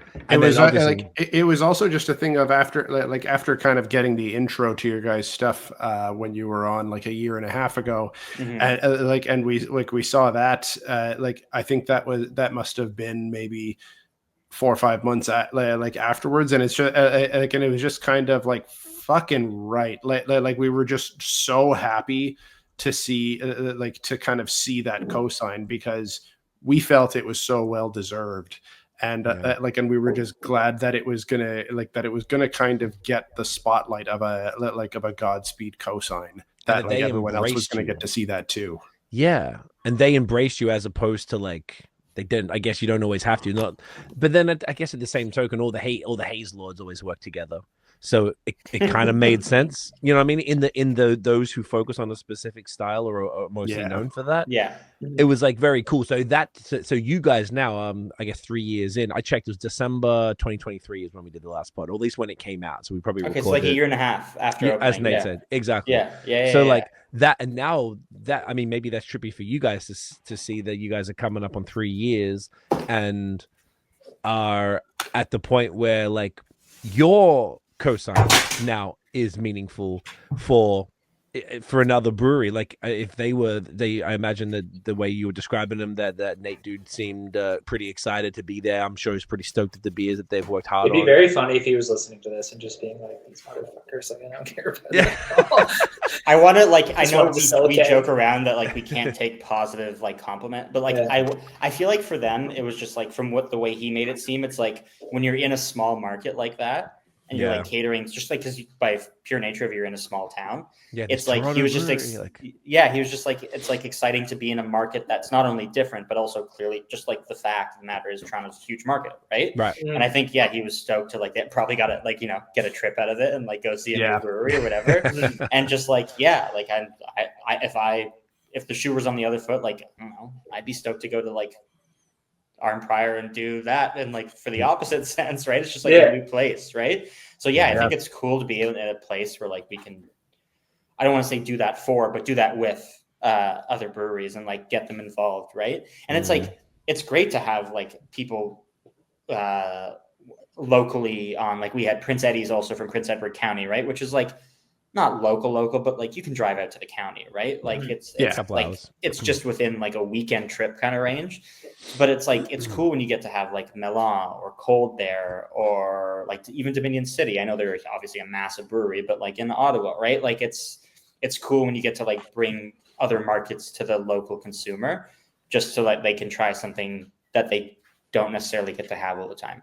I know Dominion City makes its way over to Toronto and like Hamilton a lot, but like, you know, still like it's a new experience for our drinkers, right? Like I think a big thing about the brewery and like obviously I guess we get people from who really care about the details, like who would maybe listen to this podcast and care about like that kind of level of what goes into the beer and what we make. But we also like, I'd say the greater percentage of our customers and people who come in are just people who like drinking a beer, right? So they get to be exposed to those things too and be like, oh, if I see this elsewhere, or like I have never in this part of the country, the province, whatever, I can give this a try, right? So it's like multifaceted. And I guess that was the kind of the point by extension of the project as well, was to like, whether it be by proximity in terms of like we're serving at our event or another event and like or whatever, maybe we meet the brewer. It's like bring people together in a way, whether you're making a beer with the same ingredients but using a different process, right? Like it's just all these different like kind of crossroads, like roads intersecting, where it's maybe a situation where you wouldn't otherwise have that with another brewery. If that makes sense. Definitely. No, it's great. It's perfect. It's exactly that. And at a time when it's probably needed more than ever, that people want to connect locally. And it's sort of like one thing I've noticed, and I imagine you too, Nate, that just all the people that we talk to over the years, the thing about beer is for the most part, you guys are actually being really good about it. But as far as like a lot of people just head down working and they don't always get to like look around, see what's going on. You guys with the connection with Milan, which we can talk about once we get into the next beer, even though the beer's got nothing to do with them, but just I'm sitting there fucking dry. Stuff like that, and just seeing that you guys are out here just looking around and proactively trying to do that, I think is really dope, and not all breweries get to. And maybe they see this project and that's an excuse to connect, and then an excuse like young Nate from Colbert gets to have a fucking nice little trip out to the city and hang out, meet some cool people, and expand the horizons of that brewery and get the exposure that you guys have given them and pay it forward, just like you guys are paying it forward after some people did it for you. So it's kind of just like a beautiful cyclical thing. The circle of life. Circle of life. Is that the episode name? What was the first name? The first, we got a few. Let's have a look. I think we have Too Much Thigh. Too Much Thigh was. I gotta be honest. The one line that was sticking out to me is deep dive into the liquid. Ooh, I'm writing it down. Into the Who said that? You. I don't remember what I said on this podcast. We write them all down. I also wrote down trashy in a good way. I actually like that. I like that a lot. You deserve a gold star. Is a good one that I wrote down as well. That's too promoting something on here though. We come on. What was the last one? The Heavy Milkmen? What was it? No, it was the last Milkmen. One called The Milkmen. The Milkmen. Because of the joke. If people didn't see, please go and watch the last podcast. Oh my God. Should we just call this one Milk Turned to Heavy Cream? Is that a porno? Yeah. Milk turned to heavy cream. Age restricted. Oh no, I want everyone to see this. And before we get arrested, what's the next beer, boys? What do we want to do? Do we want to do Beisel beer? I'm down. I'm not. I think you guys should choose. I think that. Oh shit! Oh, that's a lot of pressure. Okay, let's do it. All right, what do we got? Okay, we got some Helles. We got the Beisel. We got the Vienna Classic. We got. So I think the Vienna Classic is the one that we don't have. Yeah, we don't. Oh, okay. Forgot. Yeah. Okay. It's just. Oh, okay. So we got. Hang on. These four. Okay. Okay, so we have a Vienna, Doppel, Helles, and Italian Pils. Ooh, shit. Oh, not an Italian pressure. Hey, it's not an Italian Pils. Think Moretti. Oh, okay. Okay. It's almost a lager. I apologize. My verbiage was incorrect and no, inappropriate. More so just so that you're not disappointed with what you pouring the glass. I'll never be Yeah, disappointed. that's good to set that expectation. Yeah. Nate, I'm gonna let you choose this one because I'm struggling. They're all just so. Geez, you're chickening out on me. No, All okay. right, You know what? Let's do the Italian. Let's do the Italian one. Okay, there you go. Okay, I'll be right There you back. go. Manning up Made a here. choice. Made a choice. I like it. Okay, I don't think I've had this one. This one, I'm right pretty here, sure this is brand. I'm pretty sure this is brand new. I don't think Oh. they made this one before. Then that could be why. Good gosh darn it. So, something Italian, like it says here, Italian style lager, but not an Italian pilsner. Don't you in your fucking life ever get it twisted, okay? You can't sit here and say pilsner when it's a lager in front of these gentlemen. They will murder us. I didn't really think about that. Like, you really can't fuck around because there's some people who take this shit very, very seriously. But if people haven't Yes, but listened, yes, but Nate, the I important- overheard you important thing- saying that we have made this before, actually. Oh, have you? This is the Okay, second sorry. time. Okay, No, my it's- bad. look, he's a lying It really piece of sounds shit. like we are shitting on you guys. I just want to make sure that we have made this one before. This is actually this is how to describe it. We like this beer. We really like this beer, but it's just one of those things. Actually, this is how I'll frame it. Toronto's an interesting city in that you can, if you just put, and this is like a cheat for any brewery out there. If you put Italian or Polish in the name of your beer in this city, I think mostly the former. you'd be surprised about the Polish. The Polish we get a lot of as well, but definitely the former. If you just put Italian in the name of anything, It goes off. oh my god, it just sells like nobody's business. And The- it helps that it's a really great beer. I haven't had this beer in a while. Okay. I'm ready. Yeah. It's Cheers, so, lads. oh yeah, fucking get that in you. Look at that. Oh, Ooh, you can see me through. I like Oh, that. I feel yeah. like that's really creative. I like that. Cheers. You're welcome. Thanks, man. I live to give. I think I saw that on Grindr. What? It's a great app. Gosh, don't Just for all judge. those type A's out there, right? You're out here hustling. Yeah, when I was on Grindr, I was like, I thought we were all entrepreneurs, but I don't know what happened. Well, these guys just want to meet up. I don't know. Honestly, I got a when funny about Grindr story. I entrepreneurs, can it's tell the you same- off air. it's the actually. same thing. It's the same thing, right? Yeah. Okay. Tell us about this beer before we go off the rails. So it's not an Italian style pilsner. If anyone says that, they literally get escorted out. Of... They get sent to Italy, which actually might be a good thing. That's a great thing. They're very dog friendly there, which I'm very happy. Yeah, with. this You're is not allowed to do if you say it wrong. Yeah, something Matt, like- Matt can give Matt. You give the lowdown on this one. Give us Yeah, a I lowdown, mean- Big Matty. To kind of like tie into sort of like the Pilsner versus Lager thing. Like Okay. Italian Pilsner obviously had quite a big moment in the city and the industry as a whole, I guess. And I think it's something that we just felt, honestly, like weirdly enough, like tying back into like Gold Star, just being like the Italian Pils was kind of perfected by like, I was lucky enough to be in Italy and have fresh Tipo Pils. And then when you have that, you're just like, well, why is anyone else doing anything else? Like, Right. so this is sort of like our. This is more like inspired by the sort of like macro bigger brands in Italy, like Adam was saying, I think like Menabrea or like Moretti or something like that. Okay. You're like, oh, these are great, which a lot of them evoke feeling as well, obviously. So we're like, oh, Italian Pilsners, I don't want to say like overdone, but also we were just like, yeah, let's try something new. Let's try something different. And that's where this was born. And it gets confused a lot, like Pils versus Lager.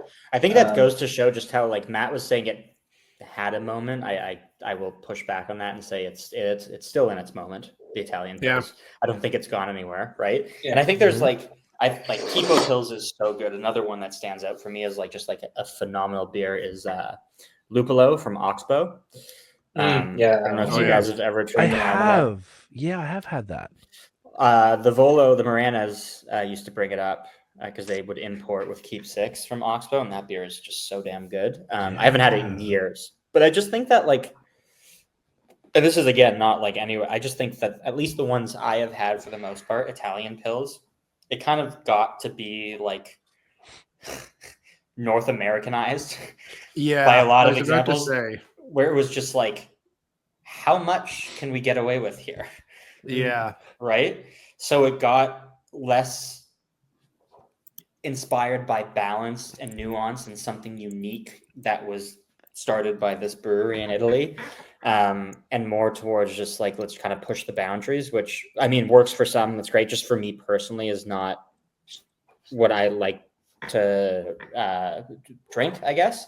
Mhm. So would you say it kind of became like more just like a name for a dry hopped pills? That seemed to be that seemed Correct. to be kind of what it became. correct, and then combined with like using that thing that Matt said, which was like have Italian in the name, and it sells well, right? And it became like it became a combo marketing slash, yeah, like that. Like I think that's kind of where it went towards. At least in my, that doesn't mean there weren't like great examples of it. I just thought like in general that's kind of went where it went to, and so I think that like we've made an Italian pills before, Bicycle Thief, and we made it once at the brewery. I didn't like that version of it at all from our own beer perspective. I did not like it. But when it came time to brew something again, maybe in that vein, I was just like, I don't think that we're contributing anything positive to the beer offerings that we have in our own bar, to the beer world as a whole, to the drinking world as a whole, if we just do another version of this. So I was like, what could we do with the same? So we use like an Italian malt that's grown on like the coast of the Adriatic Sea, from Weirmann. It's called Erclea, and it's just like an interesting. It's like a subtle difference from like a Weirmann Pils or just a standard Pilsner malt, just maybe a bit more like, I don't know how to describe it really. Like it's maybe, yeah, bright might be a good word. Again, I'm not, guys, I don't do tasting notes. That's my out for anything when I get backed into a corner here. But anyways, we just thought like, oh, like I got this kind of like vinous, like white vinous sort of like grape kind of thing going on. I just like love going to like whenever I'm at an Italian restaurant and order, I love Moretti. And so we were just like, let's do a beer like that, where we're using this Italian malt. That beer uses corn. We didn't use corn in this. This is old malt, but just do our own spin on that, where it's like Italian Helles. Like, that's what you would describe. Yeah. And I think I'm gonna regret. How do you type that? Well, that's the clip. It's just going to be just that. It funnily like it ties in with kind of like, because we'll get a lot of people that like, because I work at the bar a lot, get a lot of people come in and be like, so you just do German beers? It's like, well, yeah, we focus on that for sure. Like that is the predominantly what we focus on. That being said, it's like we're inspired by lagers from around the world. Right. So obviously the Italian pills born from Tipo pills, but like they don't just make that, right? Like the Italians just make lager. They use the same processes, but they use malts or hops grown in their area, for lack of a better word, like terroir. And it's like they give certain different qualities and stuff like that. So like Adam said, it's just like, yeah, it's Italian Helles. But that in and of itself is a style that I think is worth exploring. Just be like, yeah, when you use Italian or, Mediterranean products, like what is the result of that? Like honestly, it's like a coloring book with like two colors. It's like you're painting within the same square. It's malt, hops, water, yeast. It's kind of like all we use. But where those come from are very different. You have to believe that, or else there's no point in doing any of this. And that kind of like to wrap it up, that's when you were saying Italian pills, I think that's how much of a moment we're still in with that beer. Like people see, like it says Italian style lager, they're like, oh yeah, and I loved your Italian pills, and it's like I don't actually care. I'm just being, but like that's how prevalent that style is, right? Like it's everywhere. It's everywhere. Yeah. What if someone was to just put it on paper, what's the difference then between the Italian pills and this Italian style lager / Italian Helles? So I don't know. I'm saying that without even run to laughing. the In wash the hand. while Adam goes. If you're gonna say it, for. Yeah. if you're gonna say it, just say it right, Craig. That's all I'm asking. Did I not fucking say it right? No, you didn't do the thing with the finger. Say Ahelis. Ahelis. You know what's funny? But you have to say it like quietly and unconfidently, like I did. Like, Ahelis. You know what's funny? I've been doing music for like 20 something years, Yeah. and a mixtape we did in 2010. My friend used to write for video game magazines, and he got invited to an event where the guy who does the voice for Mario was there, and he got him to do a drop for the mixtape. He goes, "It's me, Mario," and he said, "You are now listening to the," and he said the name of the mixtape.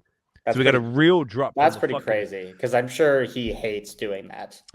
Well, he was on some sort of tour of Australia, so Yeah. I don't think he's Italian. So I mean, Oh, He's already I'm sure he isn't. he's inherently problematic. Yes, so you know. So he has to. Like this voice that we're doing. Like we're not doing an Italian. We're doing a Mario. Yeah, like we're doing the I don't wanna get in offensive trouble. Italian American stereotype, I like do. the restaurant owner in The Simpsons kind of thing. Exactly. I knew you'd bring up The Simpsons. Exactly. Yes. Exactly. It's Yeah, a beautiful yeah. thing. So then, so the sorry, we difference- got lost. Yes, the difference. So from what my understanding is, like an Italian pils, just generally speaking, is very similar to a German pils. Okay. But what you do then is you dry hop Mhm. with noble hops, Okay. right? So what any number of this, Spalter Select, whatever you're gonna do, right? Like I'm sure everyone does a bunch of different. And then versus this would be again using that Italian malt, right? That bar leaf that was grown on the coast of the Adriatic Sea, and then we again hopped kind of like we would with a Helles, using German hops to not favor too much bitterness, but kind of highlight the malt side of things and make it more drinkable. Okay.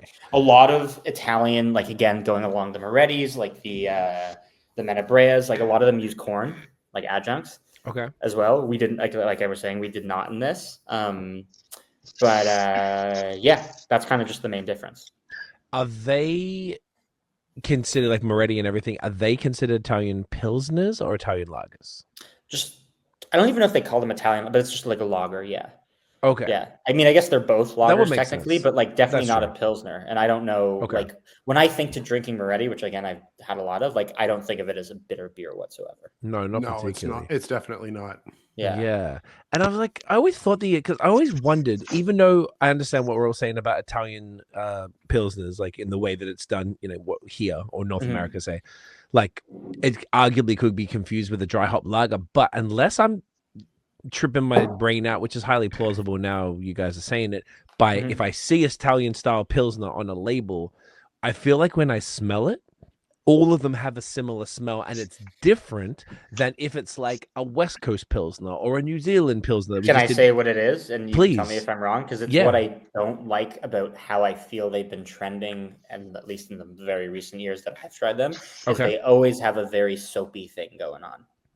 I've never noticed it, but now Very I floral, probably will. soapy, like yeah, potpourri florality kind of is vibe. how I Yeah. define like an Italian pills. Like it's not.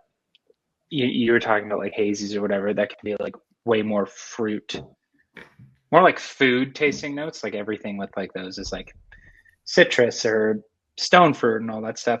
Mhm. With Italian pills, for me, it's botanicals, florality, which like That's a good soap. word. I think like I have like a thing with soap because my mom every time I love my mom, but like every time she has one of yours, she's like, "There's I like love soapy." That's a good start. I love my mom, but I love my mom, but Every time it's just like there's like a soapy thing to it. I'm like, soap is just rendered fat. It doesn't smell like anything. It's what you put in the no, soap. but no, I agree. I'm in your mom's camp on this one. There's like a certain when someone thinks soap, it's a certain kind of but it's smell, it's taste. like If you swore a lot as a kid. inferred, but it's like an inferred sense. But I fine. I like. Did anyone else get their mouth washed out with soap when they were a kid because they swore too much? I think, yeah. One time my mom put, I think, some sort of curry powder on my tongue. I remember having a big By the way, sounds delicious. Yeah, it's pretty good. I think you got one of those like bubbles. You know, if like you burn your skin and you scrape it on something hot and it did that on the Blister. tongue. Oh wow. Blister. That's a good word for it. Yeah. But yeah, there is a florality Don't call me a to doctor. Italian pills, which like I Doctor. get what Adam's saying, but Yeah. I particularly love them. Like when an Italian pills is right, like Yeah. not to use like not to be like that guy, but like I drinking like fresh Italian pills. Like it was on my honeymoon with my wife. We're in Lake Como. I'm drinking fresh Tipo pills, and I'm like, well, fuck, this is like It doesn't get better. It's hard to beat. Okay. This is really hard to beat. I completely understand. I looked it up and I haven't seen that beer before, but I'm super excited because Italy's very high on my list. So if I like say on a local tip, if you guys could shout out any beers that are what you think an Italian Pilsner should be. Is there anything? Because maybe there isn't any. Because local, define local. North America. Yeah. So I had one, funnily enough, and I'm only saying this not because there aren't, because I purely have just personally, I don't. I guess you've already had so much, right? I've gravitated away from drinking them because I just don't usually go for it. But there was so the owner and brewer, one of the owners and brewers of a brewery just outside of Montreal called Les Grands Bois. Les Grands Bois. Yeah. Les Grands Bois. Yeah, the big drink is what I was asking Phil, who was his name. Yeah, I was his name's Philippe. Okay, that makes sense. His name's not fucking Phil, but yeah, Philippe. That makes sense. Yeah. Alex introduced me to him as Phil. So. Okay. But I know it was Philippe because he's like this anglophone. He was actually there on Saturday. He hung around for the weekend. Oh, Big Phil. Yeah, he was the one who brought me the Milan keg. Brought us the Milan keg, and then hung out. Champ. Yeah, really nice guy. Le Grand Bois, do some great stuff. So they do, I guess, their collaborative 4-pack lager pack every year. And so this year he brought me like a bunch of those 4-packs, and it was one with Milan, Hildegard, Iowan, and then with Bellwoods. And the one they did with Bellwoods was a Italian Pils. And I went into it. I guess this is like, again, not low expectations because of the breweries, low expectations because I don't like drinking the style anymore. And I was like, it just goes, set your bar low for everything. And I drank this beer and I was like, holy fuck, this is amazing. It was so balanced. It did not, for me, go into that, sorry to give you mom PTSD, Matt, soapy kind of thing. Like, it was just like, so I just wanted the next sip. And I thought it was fantastic. So they might've just called it Italian Pils. I don't remember what the exact name was, but that was fantastic. Fantastic. And then Milan actually did one as well.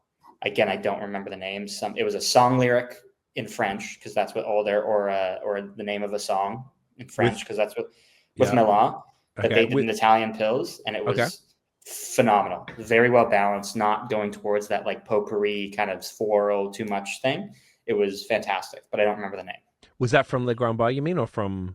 The first one was from Le Grand Bois that they brewed with Bellwoods. Yeah, I found and the second one was from Milan. Oh, directly from Matt. Okay. Correct. Okay. Yeah. Gotcha. Okay, interesting. Can you hear us, Matt? Oh, dude, it's not working. Your mic's not working. Sorry. I've been trying to test it. I could tell. It's okay. You're good, brother. I will shout out. Also, the Bellwood collab with Batty Alleys. They're Italian Pils. That is so good. Yes, I love that one. That's the last Italian Pils I had where I was like, oh, this is quite good. I really did. What was that called? Batty Alley.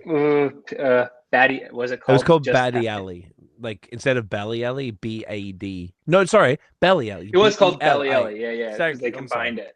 Oh, I did have that. Yeah, I do. I do remember liking that a lot. Yeah, that goes hard. I'm not just saying that because I feel left out. I actually remember that now. Yeah. That's the last one I had.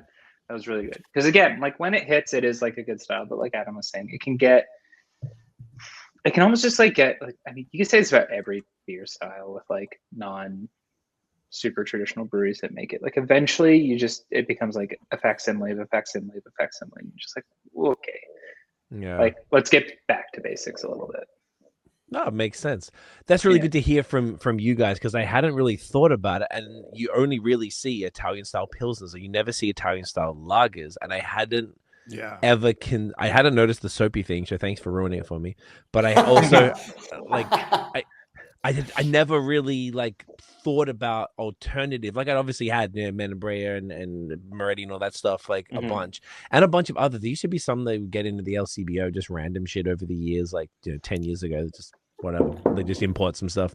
But this is really good to know, and it's cool that you guys have gone this approach with it. So it's says the word Italian on it. So I imagine people are digging it, as we've learned.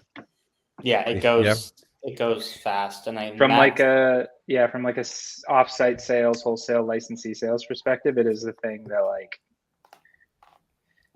outside of like our core like big boys that are always around that we just like sell, and we've like been lucky enough to like start working with some partners who are a little more consistent. It's the one that like if you just put Italian on it, it's not going to stick around for a while, and we have a lot of it. Let's put it that way. Interesting. Yeah, I never would have picked that, to be honest. Like I never would have thought that it would well, have been. I think it's like you have so many Italian restaurants or Italian themed, whatever, Italian like owned spots, and they're just like They're just looking for something. Yeah, like, and I mean, with the way that the city, like, let's put it this way: if we made like a Greek lager, we'd sell it on the Danforth probably like a ton. Like the Polish is the other example. We sell a lot of Polish pills or Polish exports to some of our licensees in Roncesvalles because it's such a Polish community. And it's just people just go like, oh, is that true? Yeah, it's like that we sell a lot there, not Polish. Yeah. Like we have two great licensees on Roncesvalles that I'll shout out. Bossa Nova Wine Bar, fantastic.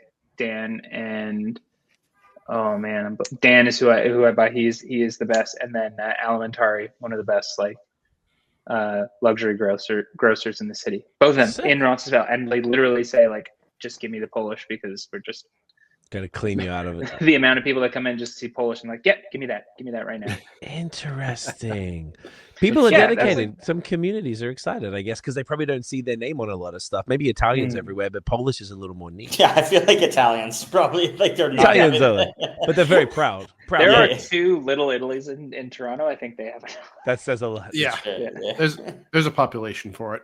Yeah, but I think that's like a really fun like kind of aspect of it, because like I handle a lot of our sales stuff, like hearing that sort of it's hard not to hear it and then get like jaded or callous, because I'll sometimes come back to admin and be like, well, we could do a lot with this, and then around he's like, yeah, but just like what are we going to do with it, or like it's not something that's super interesting. And I think we like striking the balance between like, okay, what do we like, but also like occasionally like, well, this will sell, I think we can like make this happen. Luckily we don't like make beer that doesn't sell. And I think just don't like we don't make beer and you pull us. I was like, what? Well, it's like we don't make beer. I was like, where's this going? All the beers are approachable. No. Yeah. Can I ask you guys a question? Permission? Please. Anytime. Don't permission to approach the bench. Absolutely.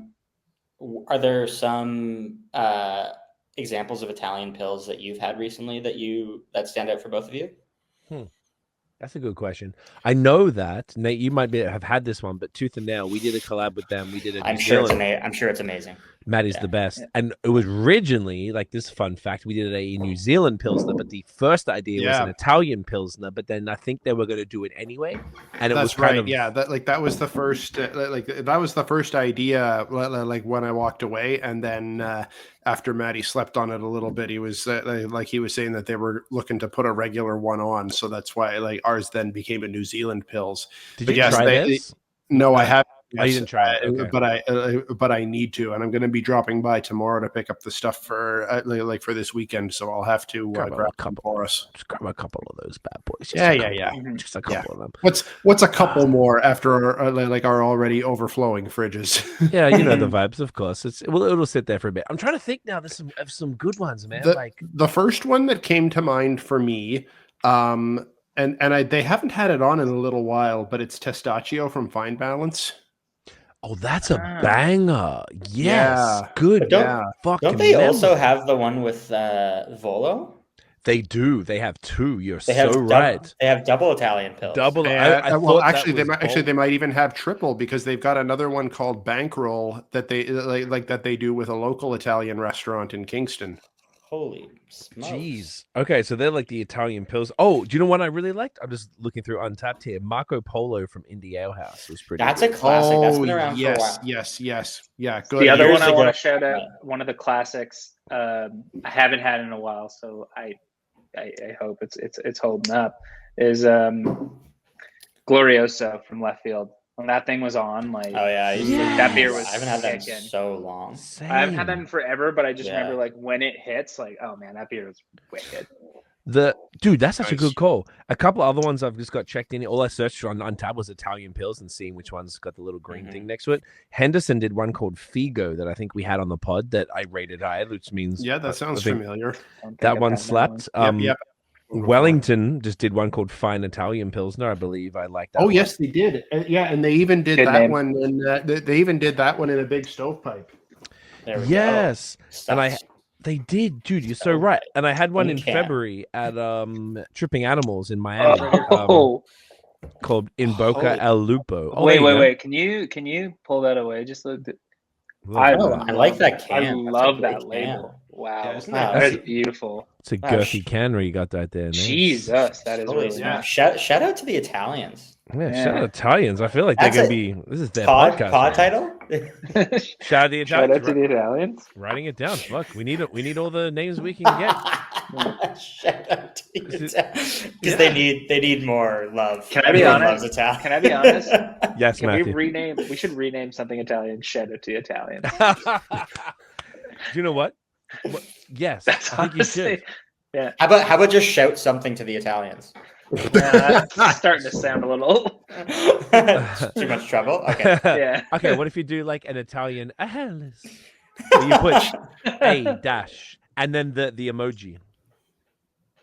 You know? Honestly, that was pretty good too. Honestly, this is do you guys have a marketing podcast series? Yeah, we do. We call the business of beer, actually. Yeah. There we go. Yeah. So I feel like we could have a full Italian riff on that one. Maybe get you boys on, and maybe someone from the community to ensure that we're That we're And have above board. someone ring a bell when we're leaning too far, too far in the offensive Italian American stereotypes. honestly, if we're gonna do it, let's just do it. We all get shock colors. oh, and they just like, and I'm like, better. fuck. And then all Ralph right. Miranda gets the Or just blow an air horn, Yeah. like Yeah. Stop. Oh, that's going to be a very annoying podcast for people to listen to. Exactly. But it'll be fun for us, goddamn. Oh man. Shall we crack another one? Yeah, I'm ready. I'm not afraid absolutely. at all. How you guys? This feeling was for- fantastic. By Yeah, the this way. is awesome. This is disappearing. This is what I Yeah. knew would happen because last time, I remember we drank. You're feeling fine, and all of a sudden you get beer number 5 or 6. You're like, oh, I feel good right now for honestly, and for being up as early as I was, and like Yeah, I ate 3 solid meals today. Though I drank a lot of water, so I was prepared. Yeah. So what are we that's a doing next? smart man. Okay. Yeah. Craig, You you know are what, asking I- how we're doing for time. Yes. Oh, Yeah, not we- even time. Time is good. I wasn't too shook about that, but I was more thinking of bladder. How's Yeah. everyone feeling? Oh, I already. Oh, I've snuck peas in. I've got Oh, a you- bucket. I've got a bucket between my legs. Oh, that's so good, Nate. We need buckets. Maybe we could take Yeah, we you, can. you ducked out. Do you want to take a quick piss, Nate? Or am I preempting the piss? I'm okay, but if you're ready for one, we can go now. So Nate just called you. I Nate just called you a coward. That's what he did. You fucking did. You know what? I think I'm gonna go because there's one pod I did recently, and I asked the question, and the dude gave a very long answer, which is exactly what I want. And then Was it after I had earlier to, in this podcast? It was not. Podcast? fortunately, you would have Podcast. known. It was a good podcast, and they were like, they said to me afterward, they were like, "Oh, you look pretty uncomfortable." Like, fuck, I didn't think. I thought I'm not gonna say which pod it was, but I was like, God damn it, I really thought I held it up. I was like twisting in his seat. Oh, I was like, yep, okay. And I think I said something like, this piss is going to come out my nose. I have to go. So on that, let's have a quick pause. We'll empty What's the bladder. beer we're coming back with, though? Oh, let's figure that out beforehand. How about that? All right, Nate, you can choose. No, this time. no. You are trying to abstain from any responsibility, Craig. I chose the last one. Okay, I'll choose. He didn't. You want me to? No, you didn't. That was oh. Nate.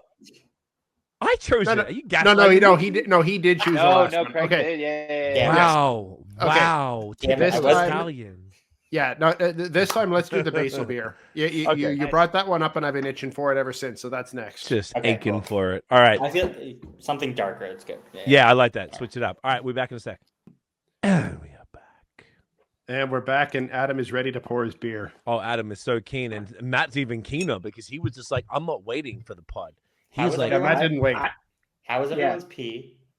"Oh, it was really nice. I felt there was a strong stream. Yeah.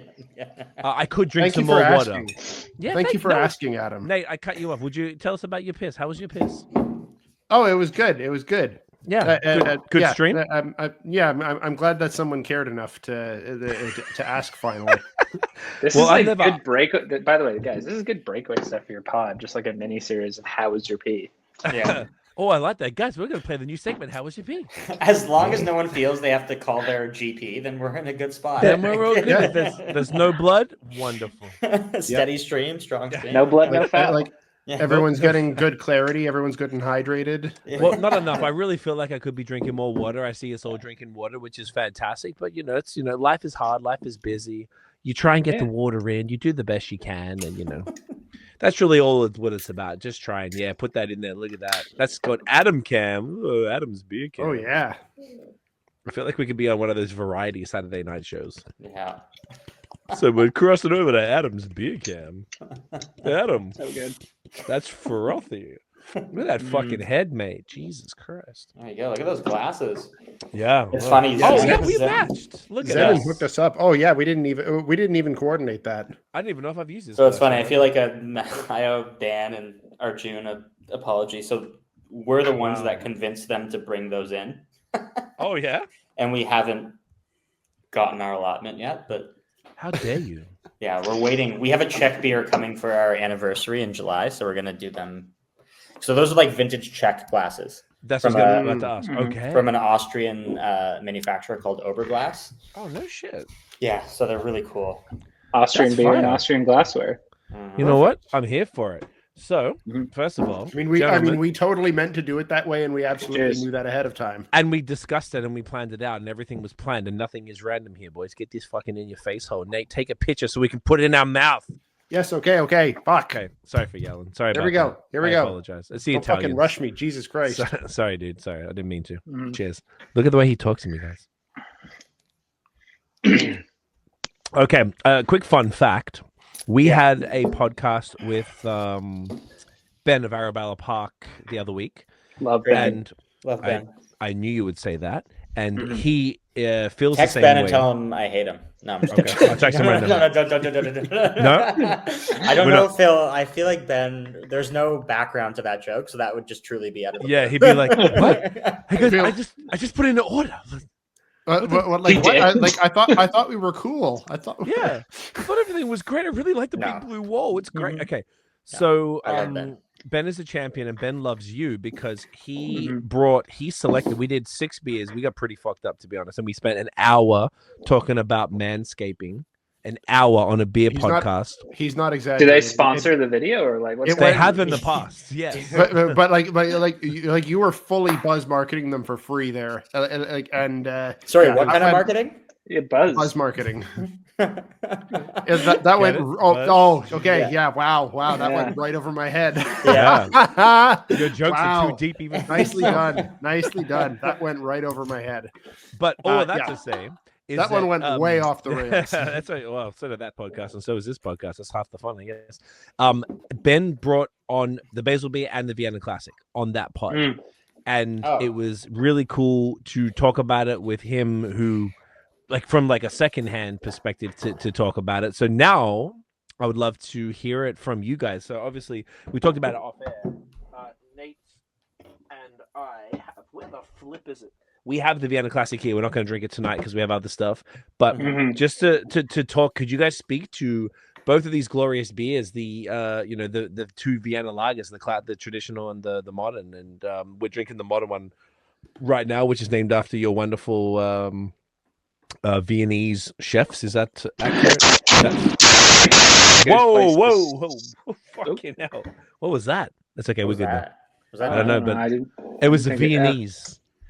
Yeah, so They're I think that's like a noise. good place to start. Like Adam can speak to the beer, but since we last spoke, since this is a catch-up episode, um, things have obviously like the biggest thing that changed in the in what we did as a brewery was we brought on partners, so to speak, kitchen partners.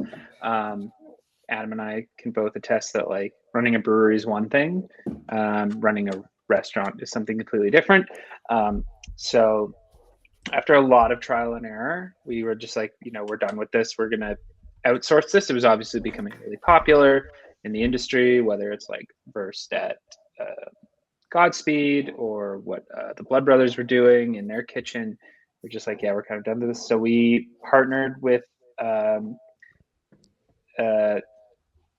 Faisal, who is run by Caleb and his girlfriend Charlotte. Caleb grew up in Vienna for like a majority of his life, or his young life, and just when we had these initial meetings, he was speaking about wanting to do Viennese bistro food. Faisal is like a Viennese slang for bistro, and just kind of the way he was speaking about it, this like really simple cooking, schnitzel, potato salad, this kind of stuff. It just jived and mixed so well with the way that we look at beer. It's like, yeah, it's simple, it's comforting, it's traditional, and it's process based. Like he would describe like why schnitzel was bad in turn, or like Wiener schnitzel. He's like, no one does it well, and he would like explain why. And it's like, oh, all this like subtle small shit that you do is what makes it better. And it just kind of like I think it just really meshed with what we were doing. And that was over a year ago now.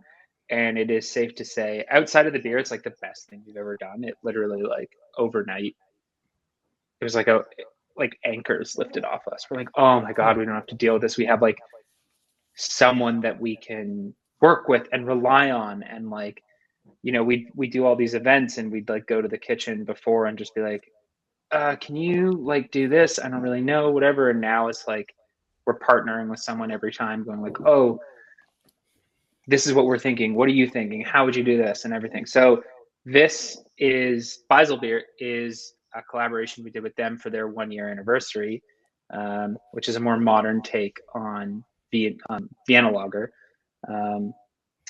The name kind of has like a lot of fun. Obviously, it incorporates them, but it was like meant to be like bistro beer. Like it is like everything else we do, meant to be sort of like enjoyed in warm spaces with friends and family or whatever over like really great food. So yeah, that's a nod to them and what they've been able to do with us. And we genuinely are like so happy to have them on board. And it's just a match made in heaven in so many ways.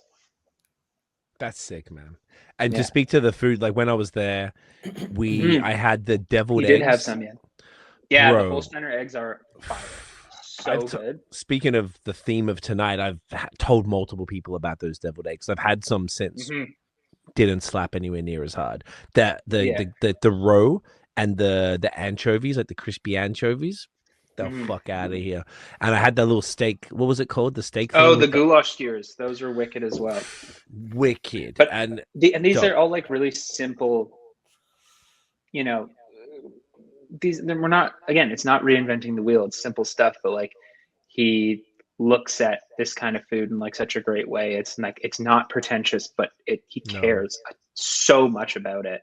And like I said, it just really marries with what we were doing. So it's so much fun having them in the kitchen and like on like a more like less friendly, like not less friendly, but like less, because we are friends with them. It's just like, it's very nice to not have to worry about it.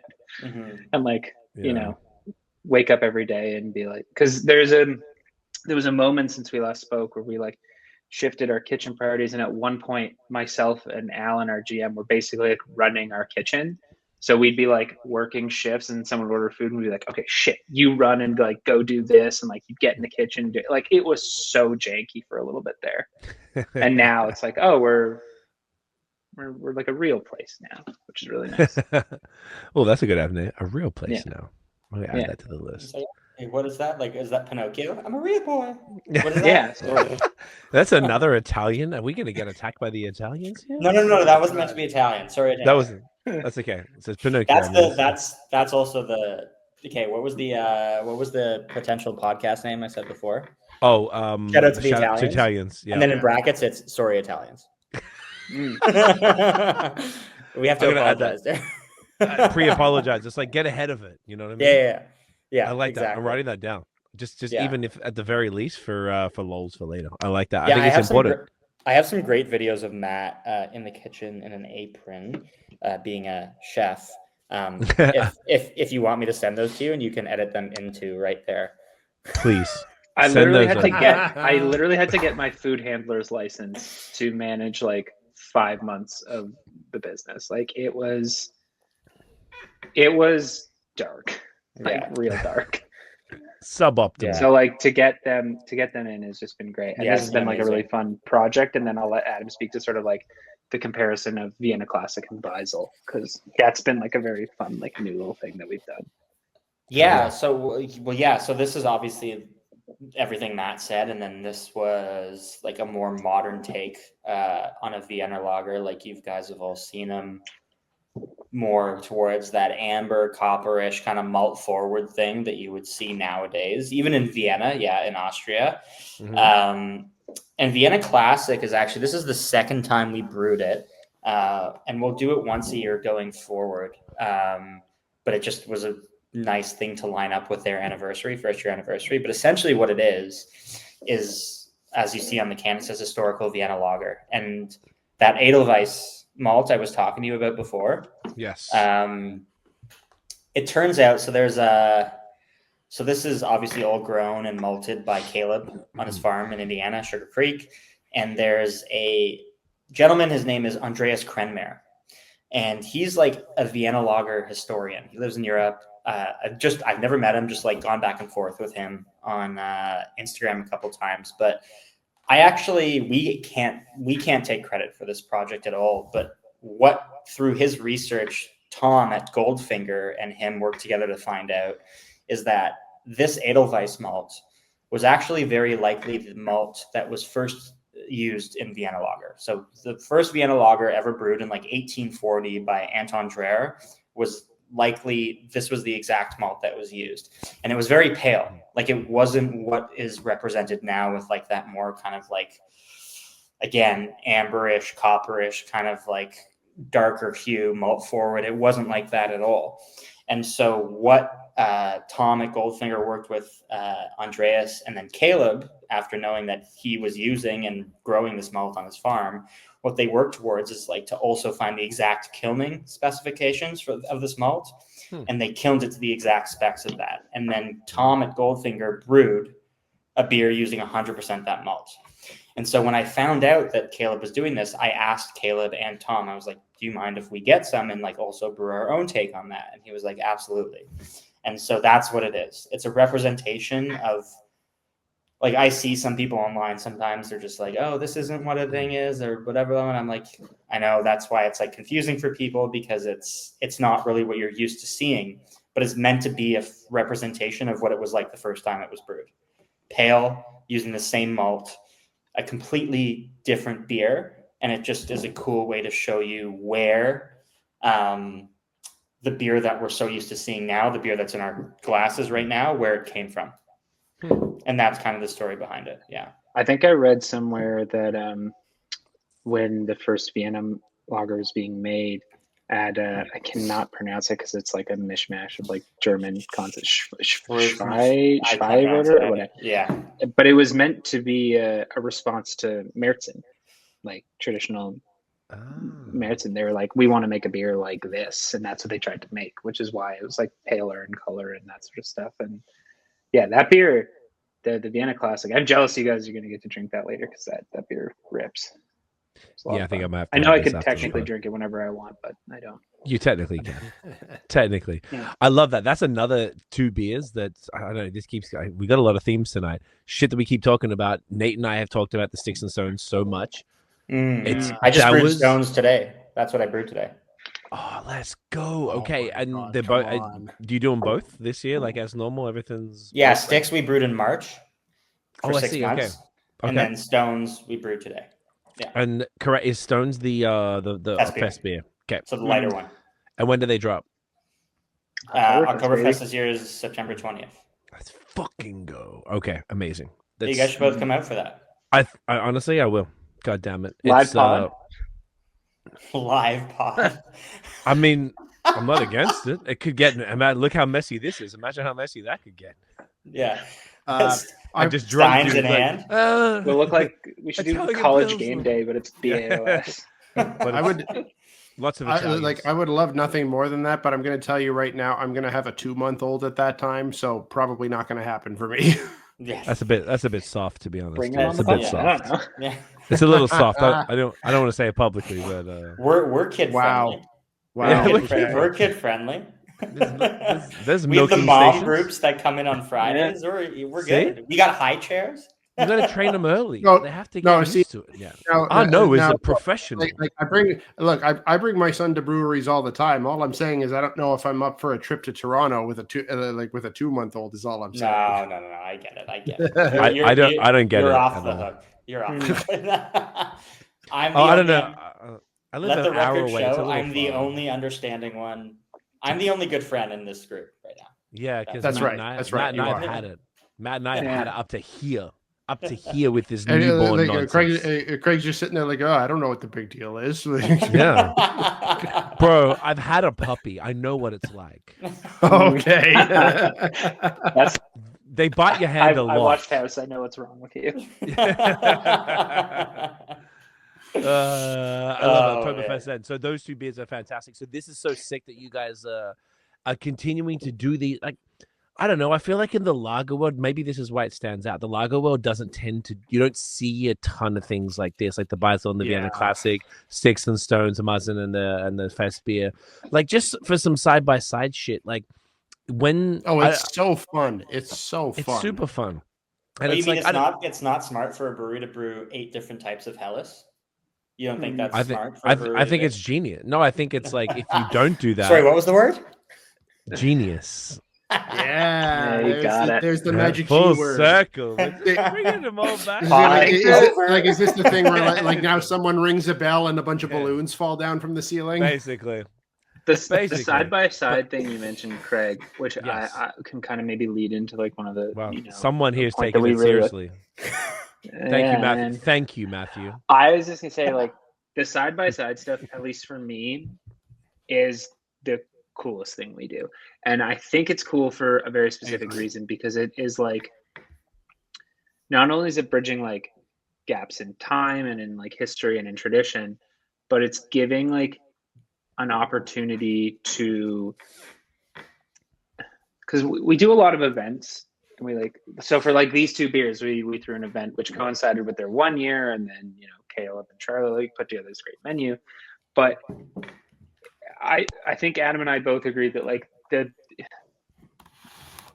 beer events now, festivals, whatever you want to call them, have just become like we just released a bunch of beers, or we did a bunch of like this or whatever. And like for us, our goal is always to try to like, I think our goal now more than anything with events is like service and atmosphere more, maybe a little bit more than beer. Like beer incorporates with it. So like next Saturday, not this Saturday, but the next coming Saturday, we're doing like a barrel event basically, which is based off like a restaurant Adam went to last time he was in Munich, and it's centered around one beer. That's it. It's just like one beer we're releasing, but it's all about like the way that beer is going to be served and the environment and experience we're trying to like recreate. And I think the coolest thing about the side by side is sort of showing that beer is not a constant, and that something like a Vienna lager, which is like a really interesting style of beer in and of itself, because you know it changed. Like when you look at the historical, obviously it's impossible to tell. We can't like taste something from that point, but it's like you look at the historical versus the modern, you can be like, look at how this is like evolved. And I think that gives like such a fun opportunity. Oktoberfest is another great example. It's like Märzen being the more traditional beer that was served for that, and now it's like moved more to fest beer and like doing both. And you can kind of see like how these experiences and these events have like changed over time. I just think it's like such a fun way to curate an event and an experience for people, more than just being like, we release like a million different beers or whatever, which can be a lot of fun. And I'm not saying that's like a bad way, but I think something that we lose, I'll say in Toronto, but like honestly, I think it's in North America, is experiences with like service. So like our Bach festival, for example, which might lead into the next, man, I'm really good at this. Might lead into the next beer, like our Doppelbock, where it's just like, yeah, there's the beer there, but the interesting thing is the like the beer poking. That's like its own kind of like experience. The you know, the Vom Fast that we're doing next week is that's its own experience and like the way it's served. And none of this is like shticky. It's like, no, this really exists. It's out there, and like it's a really cool way to experience beer. We're just like so behind in that culture of like drinking in like different ways. Like we don't understand is like beer has like all this history to it, which kind of is like antithetical to this like not being pretentious about it, but like that's where I think we try to like bridge things where it's like, no, we're trying to present this in like a really fun way. It doesn't have to just be like, no, like the poker has to do this, to do that. It's like, yeah, it's fun, it does this, and here's like the chemistry behind it, but like it's also really fun to just like stick hot metal in beer and watch it like kind of catch on fire. Like, isn't that like a good thing? And like you can kind of experience it, but then you have the beer before and then after, and like, oh shit, that totally changed like the way this beer went. Like that's such an interesting way to like experience this. I just think that's the coolest part about like this whole thing. But I think the beer's great, and it's fun to drink the beer. But I think that's specific to us, though, right? Like, yeah. I think that's like, I think it's obviously I like that we do that because we do it. But it's like, I think that with the beers we make, that's kind of like that's where you bring the differentiation, right? Is like the experience side of it. I think that's what Matt was saying, was like the experience of being served this way, this beer, comparing this interpretation of this beer with that interpretation of that beer, comparing this serving method of this beer with that serving method of this beer, right? With the history of it and blah, blah, blah, blah, blah. But when you're making these traditional beers that are kind of like, for lack of better terminology, better bare bones, right? Like there's not you're working with the 4 ingredients and like the differentiation and the history behind each of those, but ultimately you're working with 4 ingredients, right? So if you can bring experience, whether it's transporting someone to something you experienced, or maybe they have experienced as well, blah, blah, blah, I think that just adds a whole new dimension to everything, right? Where for us, just with the beers that we're making, we don't have the ability to do it in any other way. I feel like with the styles that you guys are making, this is like what you guys are doing is the coolest possible way to get people more interested in it, or at least to bring some nuance to it. Whereas people might think of lager as fizzy yellow water or whatever. Yeah. They don't understand the breadth of what that can be. So that's the first thing that you do. And then the second thing that you do is the side-by-side stuff. So 2 similar beers that are related somehow but also extremely different, which is teaches you something.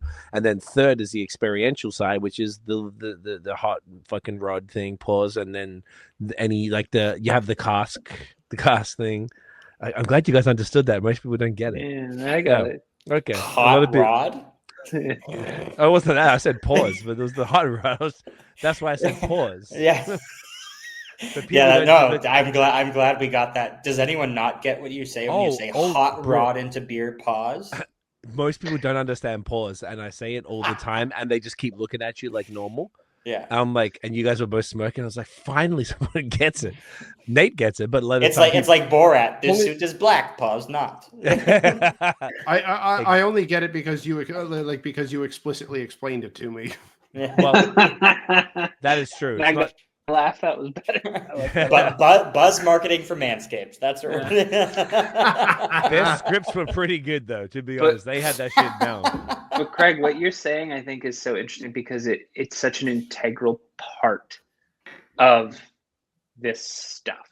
Like, it's not just the beer. Because let's say I could get a bottle of Augustiner Edelstoff and have a container, some kind of perfect container that some vacuum sealed, so it's perfect transportation, and I bring it to you and you're home and you drink it by yourself. That beer is fantastic. It's so good. And you will say like, oh, this beer is fantastic, it's so good. But like what elevates it to legendary status, quote unquote, is like the setting that you drink it in. And like that beer can have two different settings, whether it's like at Augustiner proper, or like in Adam's case with this like event we're trying to, it's like at the specific restaurant that does it.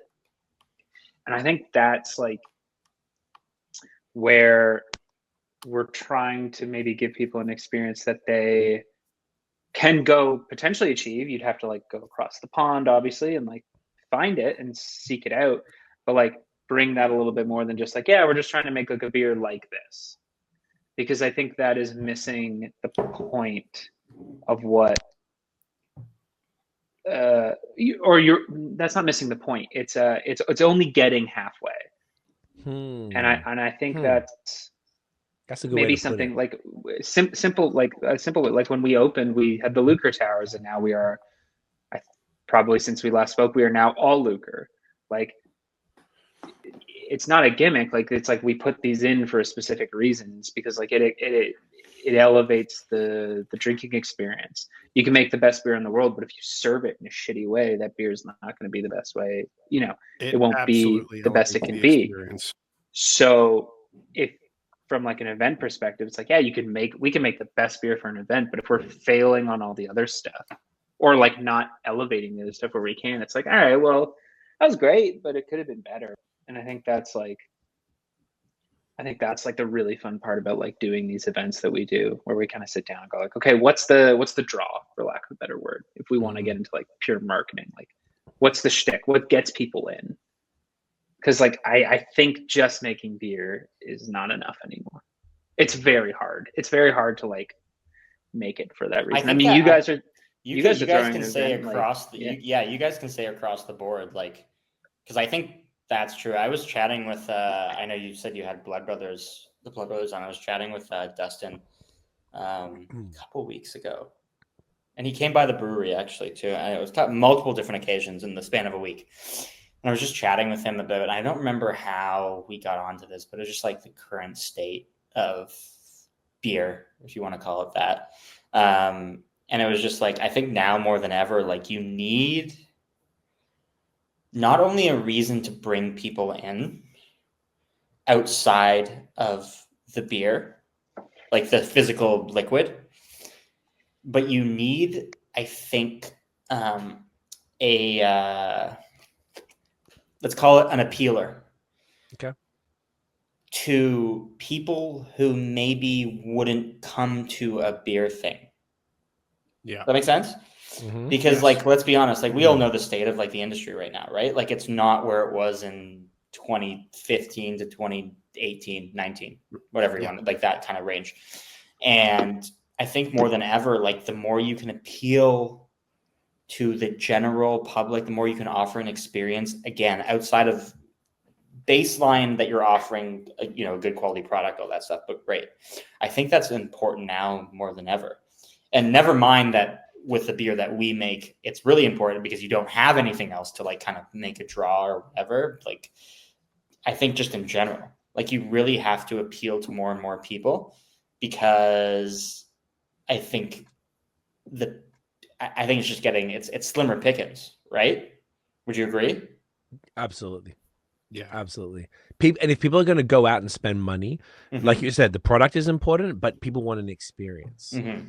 And I'm like, as I'm hearing you guys talking about this stuff, and that's really what you're focused on. And I'm like, I think that's what making it stand out is that if people have been to the regions that have inspired you, whether it's Austria, Bavaria, whatever, Germany, Czech Republic, all that type of stuff, maybe they've experienced something similar. But typically speaking, that doesn't happen here. So it's a whole new thing. Like one place that I went that was pretty cool, that was the closest thing, was like Hofbrau in Buffalo. That shit is massive. It was a fucking full German beer hall. We went down on one cold ass like in December during the Christmas market, and the only time I've been to Europe was 20 years ago in Christmas, in December. So I'd only ever been to Europe in cold. So I went to all the Christmas markets in Vienna and in Berlin. And so I saw that, and they had that little thing recreated to a degree. I was like, oh, this is cute. Okay, I see. And then they had the fucking full German band. I didn't know all the German little fucking like the little thing where they cheers. The like, what are they chant some shit? It starts with Z. No? Okay. Maybe. There's one, but I'm not going to chant it. It's a German one that starts with Z. So it was like some whatever. They were doing it in front of everybody. Either way, it was a cool experience. They were like, the servers were like, these pretzels are imported from Germany. I'm like, I fucking bet. Like, it was pretty dope. And I had like 3 steins of all different. Like, I was like, this is a cool experience in a style that I don't get to experience things in because it's not North American. I'm not from here, so I got into beer here, but I'm interested. You go to all the places that do haze and you go to Treehouse, you have that experience because it's fucking massive, or you go to different places, whatever. But I feel like around lager in general, there isn't as many experiences, and I think that's what you guys are really delivering. Is that a fair take? 100%. And to give credit to Treehouse is such a great example, and I think what like North American beer in the last like 30 years is that sort of like Treehouse thing where it's very American to say. It's like theme parkish. The scale of it's like, holy shit, like totally. What these guys created, and like this theme park is a great way to put it, and that in of itself is super interesting. Like we were in Rochester for an event last summer. We went to, you were. I saw you went to was it the Real Beer Expo for Will? Yeah. Yes. And Will is gassed on you guys. I love it. I fucking love Will. And that was such a great trip. That was so much fun. That's where he got stopped at the border. Oh, that was. We got to talk about that as well. We went to the Finger Lakes location of Other Half. It's Bloomfield, East Bloomfield. And you just like you walk in, you're just like, well, fuck. Like I could spend a million hours here because it's just this like beautiful vista expansion. They've got that like, it now almost is cliche, but that like American just be like, hey, here's a Frisbee, go drink this triple IPA and toss a Frisbee back and forth in this big field. And that's what we did. And we're just like, this is a great way to spend an hour. This is a lot of fun. Yeah. So they it's not that North America can't create this stuff, obviously. It's just that like, it's less common. Yeah. And it's not saying it's like it should or shouldn't be, but that's the different. That's the factor that's your draw card. That's what is like making True History stand out, is that you are focusing on these things. Not everybody who does fantastic lagers, like I've been to Human Robot, like fucking a bunch of different places that do insane lagers.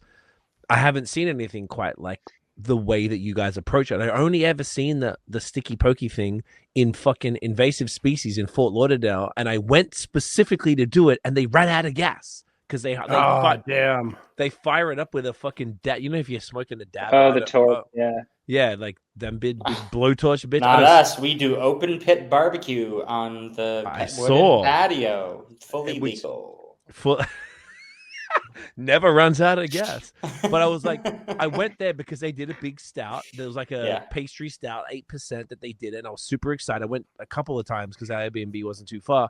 And I was there for a month and they didn't have the gas. Fucking hell. So I saw that you guys did it, and Mario was there, but I was still, Mario from Bellwoods was out there with you and sending me I saw the video, and I was still down there when you guys were doing it. And I was like, God damn it, I really missed it. So I was kind of pissed. But like, just because I knew what it was, I was super excited to try that experience and watch it caramelize the beer and what it does. I haven't experienced that yet. And that is just such a sick draw card. And I just think it's like just giving you guys props for just even thinking outside of the box and doing some, like executing some traditional shit that's approachable, that doesn't feel like you have to wear lederhosen to rock up to do this shit. Like you can just, it doesn't have to be like cheesy about it. Like, thank you. That's what I mean. Yeah, exactly. You guys are just doing authentically to the beers, and the beers are high quality. But here's how we can elevate it. Not to mention the kitchen that already elevates the experience. Just having great beer and great food is kind of phenomenal already. But now you guys are offering some other stuff in that field, and I just think that's one of the things that really separates what you guys are doing from anybody else that I can think of. Period. Not even in the city, in the province. Just there's a bunch of great lager breweries, but I don't really see anything really what you guys are doing. that was one, like, specifically talking about the beer poking for our Bach event. Like, I personally, I underestimated how, because like Matt was saying Bach next. I think Bach might be last, to be honest. I think Hellas is a good next one. However, I think,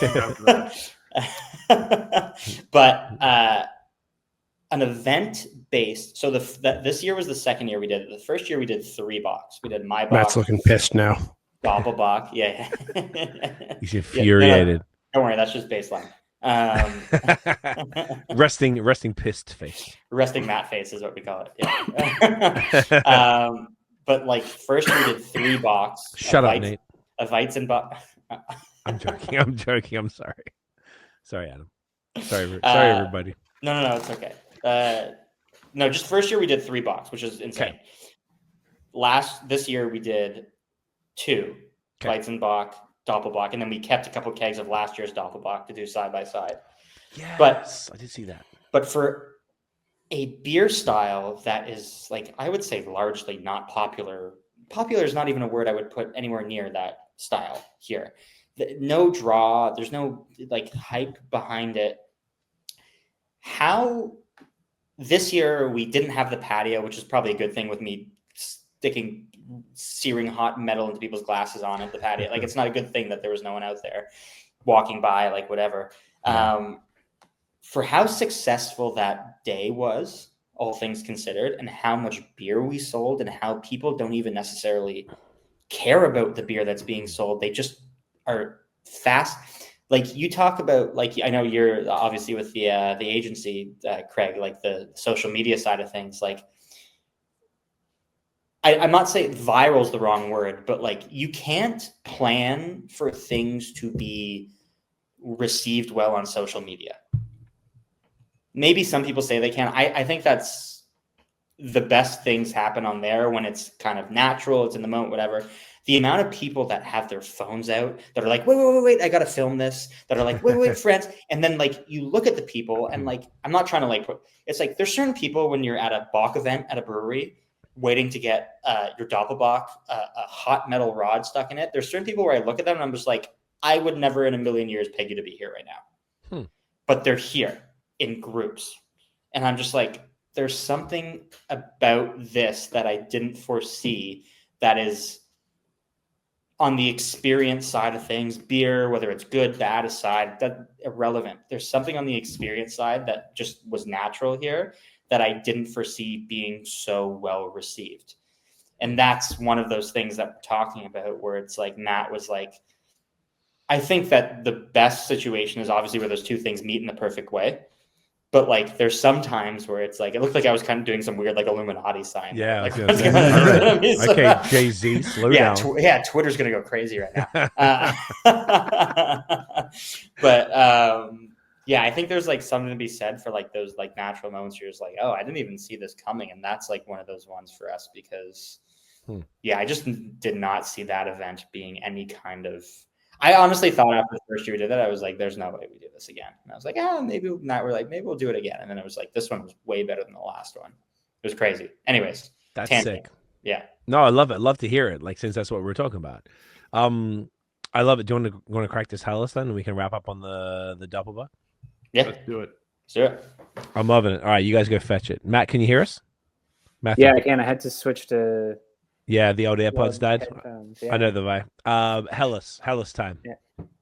Craig, can we take a like? We don't need to do like a full bathroom break, but can we take a quick pause just while we're like while they're grabbing the beers? I'd actually like to take a piss anyway, but yes. All right. All right, let's do it. We'll be back. Yeah, we are back. We're back. Are you guys ready? Are you ready for some Hellas? Oh yeah, we didn't even show it. Let's go. Did we have this on the last pod? Maybe. It's TBD. This is TBD.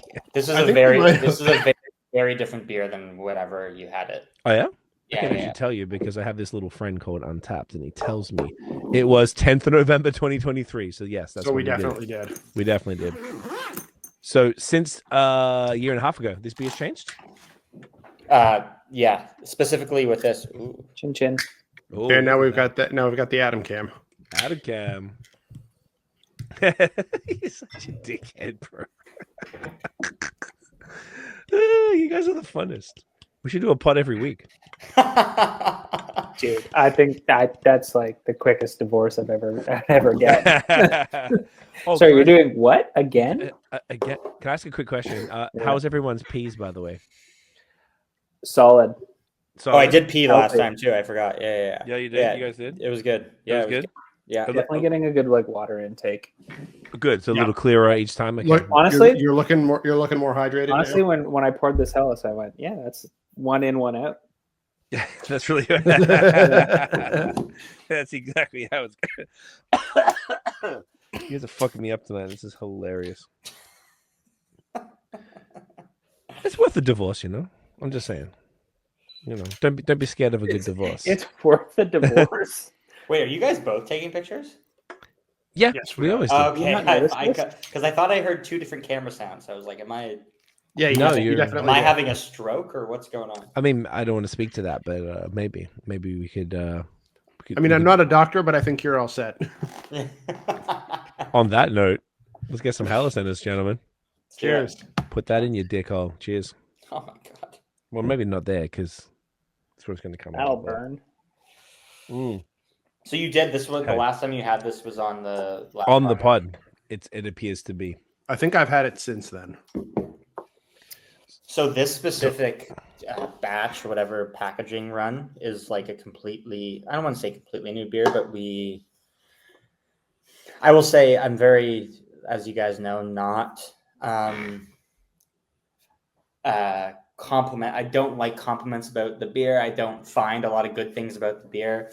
I will say that I think that this batch of Hellas is my favorite beer in the world, just as a style, especially after being back in Munich recently. Like it's just like it reinvigorated my love of that style, and also made me realize just how far we have to come with ours.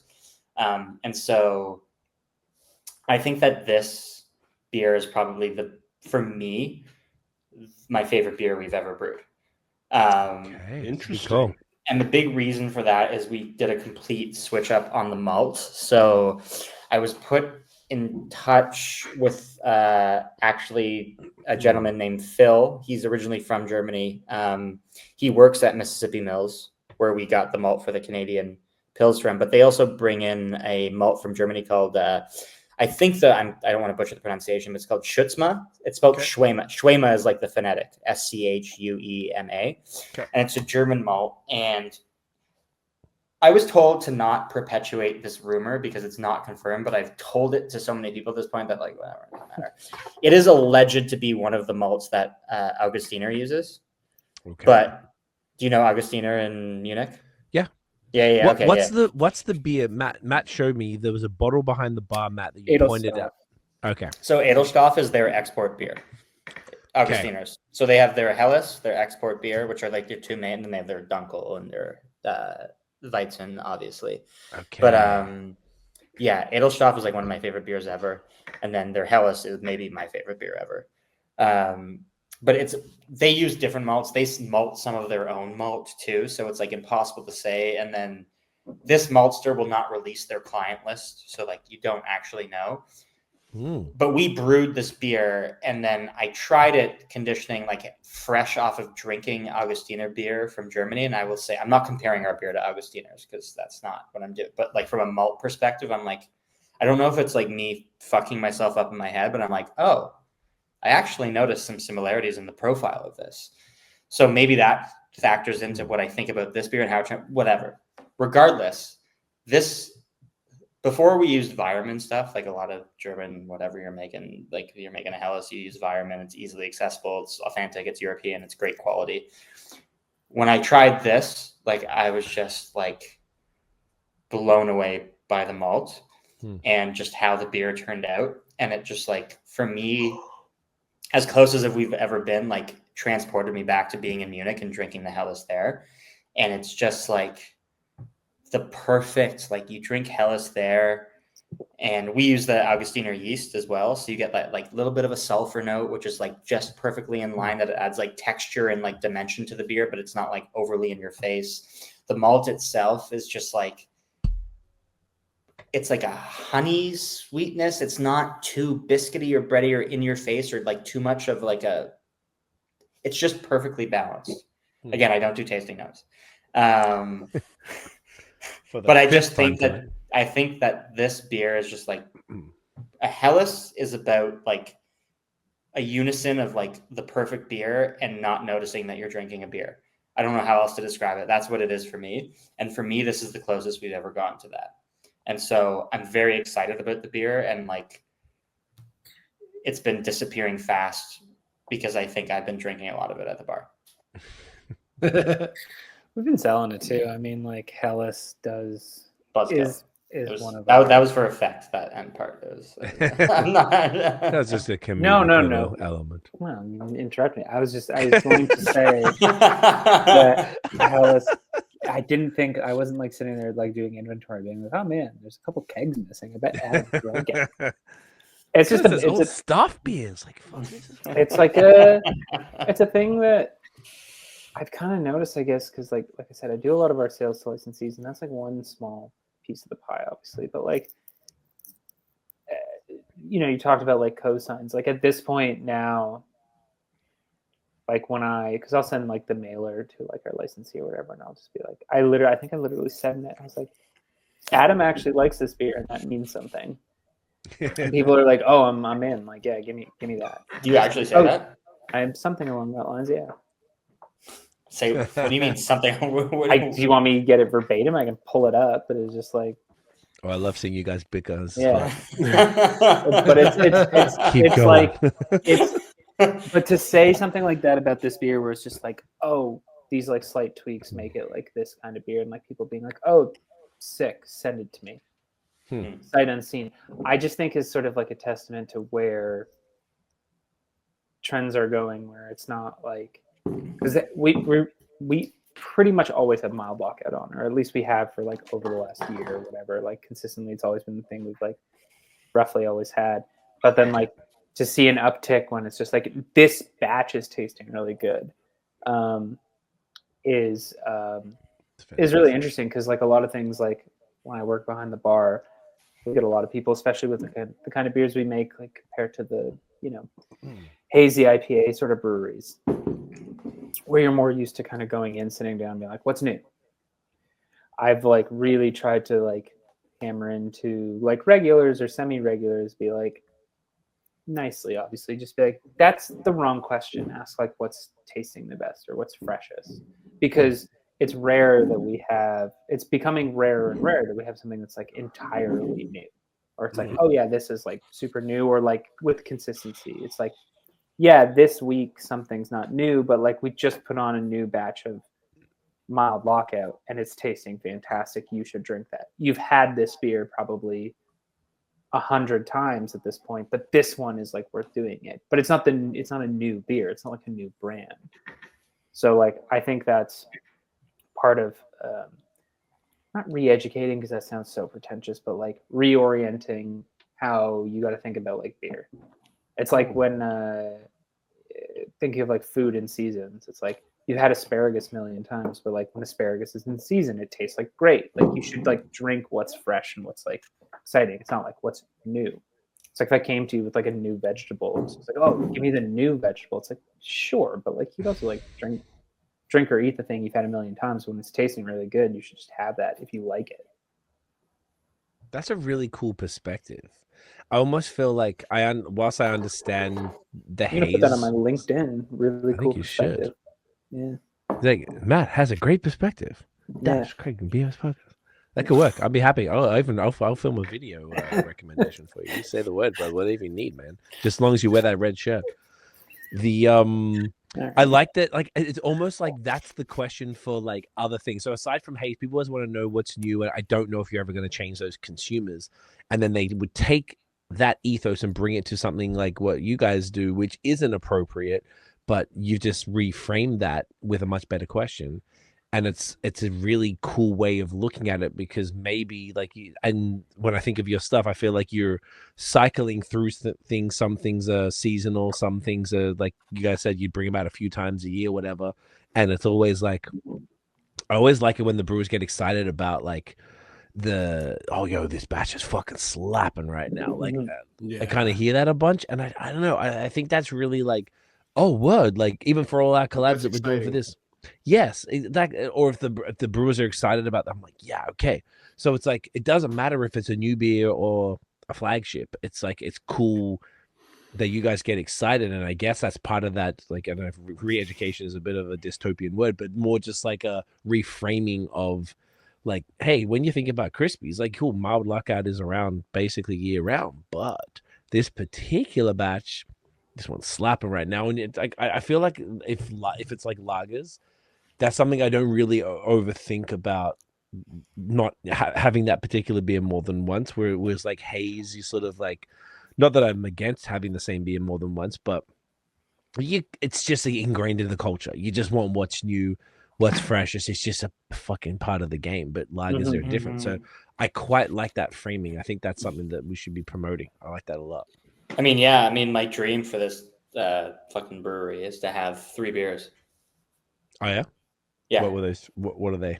I would like to brew Helles. Mm-hmm. I would like to brew Dunkel, and I would like to brew Hefeweizen. And then you would have like seasonal. Say you have a Weizenbock or a Doppelbock, like when it's the appropriate time of the year. Like that's what they do in Germany, right? Like in Munich, like most breweries have that. I just don't think that, like Matt says, with our market, like what's new, what's that, like that would take. That would be a tough sell right now. Yeah, that would take some serious training. But also, don't think we're that. I don't think we're as far off as maybe you think, because like we've just gone through. So like there are beer like Tamave is something that we released I was pretty about much to say that. I fucking love your around Tamave. the same time. Vienna Classic would be like another one where it's like, oh, it kind of like slots into this. Like I think you can kind of build a like maybe it's like 3 is like a definitive number, but I agree with Adam. Like I think it's like a cool concept to go to a brewery and like there's never anything quote new, but it's like, oh, that beer I love returns at this time, because it's almost you could almost sell like a calendar with your brewery and be like, at this point this beer gets released roughly because it represents this whatever. So like the box, for example, for Bockfest, Tamave, Vienna Classic, something for the summer, and then like you build it around there. Because I agree with that. And like the coolest thing to go experience is like those breweries where you go and you just go to the bar and you're like, I'll have a. It's like, no, there's not. I'll have a. It's like, here's the beer. This is what we have right now. And I just think that's the coolest thing, because they're like, yeah, we put all of our fucking effort into this. You're gonna like it. and you can focus on making that 1, that 2, that those 3 things like just fucking great. Yeah. Do you know what I was just actually thinking? As you said that, I was like, what's an example? So a couple of years ago, I was in Portland, Maine, and Sacred Profane, if you guys are familiar, which you probably are. I just went to their website to check. So when I went, I didn't go to the brewery, but I grabbed some there. They had a pale and they had a duck, like a Tamave and like a Svetli. And now it looks like they have an amber, and that's it. Yeah. That's all they do. I mean, beer. They must have brought the amber in, then right? they do like, what do you call it? Blends and shit like that. You know, you do like the fucking, what's the mix one called? You know Jezine or whatever. I think that's. I can't hear anything. Can you guys hear me? Yep. I can hear we you. can hear you. I can't hear y'all. Did I mute something? I didn't touch the fucking keyboard. Talk? Someone? Hello. Hello. Oh no, I can't hear anything. Nope, you can't hear us. Uh-oh. Can you hear me? Our plan has worked perfectly. Can y'all hear each other? Yeah. We can hear you, and we can hear each other. Yeah? Yeah. Okay. I can't hear anything at all. I'm just gonna pause for a second because I need to fix this. Otherwise, it's gonna be pretty awkward. Okay, I can hear again. I can hear. Can you hear me now? There we go. Okay, can you hear me? Can you hear me? Yeah. Yes. Can you hear me? Can you guys hear me? Yeah. I can hear you. Okay, we were talking about Sacred Profane and doing 2 styles or 3 styles. So all of that to say, there is a precedent for that. And that was interesting to me when I was there. I didn't get down there because it was like, I don't know, whatever. It was pretty far from Portland. It was kind of like pretty out of the way. But I wasn't there for long. But if I was there for longer, I absolutely would have gone. I just think that's really interesting that that's what a brewery could exist. Yeah. For many years with that. Obviously, it can exist. I mean, one of my one of my sort of like special interests, like the thing I can talk a lot about is that like we're and I think we're kind of coming back to it. Is like I was in Belgium, like chatting with like brewers at one point. I was doing a project for something else, and one of the brewers like mentioned something that was so interesting, where he was just like, "Yeah, we just look at North America because you're like, you guys are really weird because you're the only place in the world that had self-imposed prohibition. You basically destroyed an industry that was there that existed with, and then like you've kind of repopulated it with these like different things, one of them being American premium style lagers. So like no hate to that, like we got some good stuff out of it, but like this idea of like a local brewery only brewing 3 or 4 beers sounding weird is kind of crazy. Like if we opened a bakery and it's like, we only make 4 things like bread, croissant, Danish, and that's it. Like no one would really bat an eye. They'd be like, that's a little interesting. But if you opened a brewery now and it's like, we only brew 3 beers, people would be like, are you out of your goddamn mind? It's like this concept now, which is a North American concept. Tell me what's new. It's this like North American concept where it's just like, no, you're a brewery.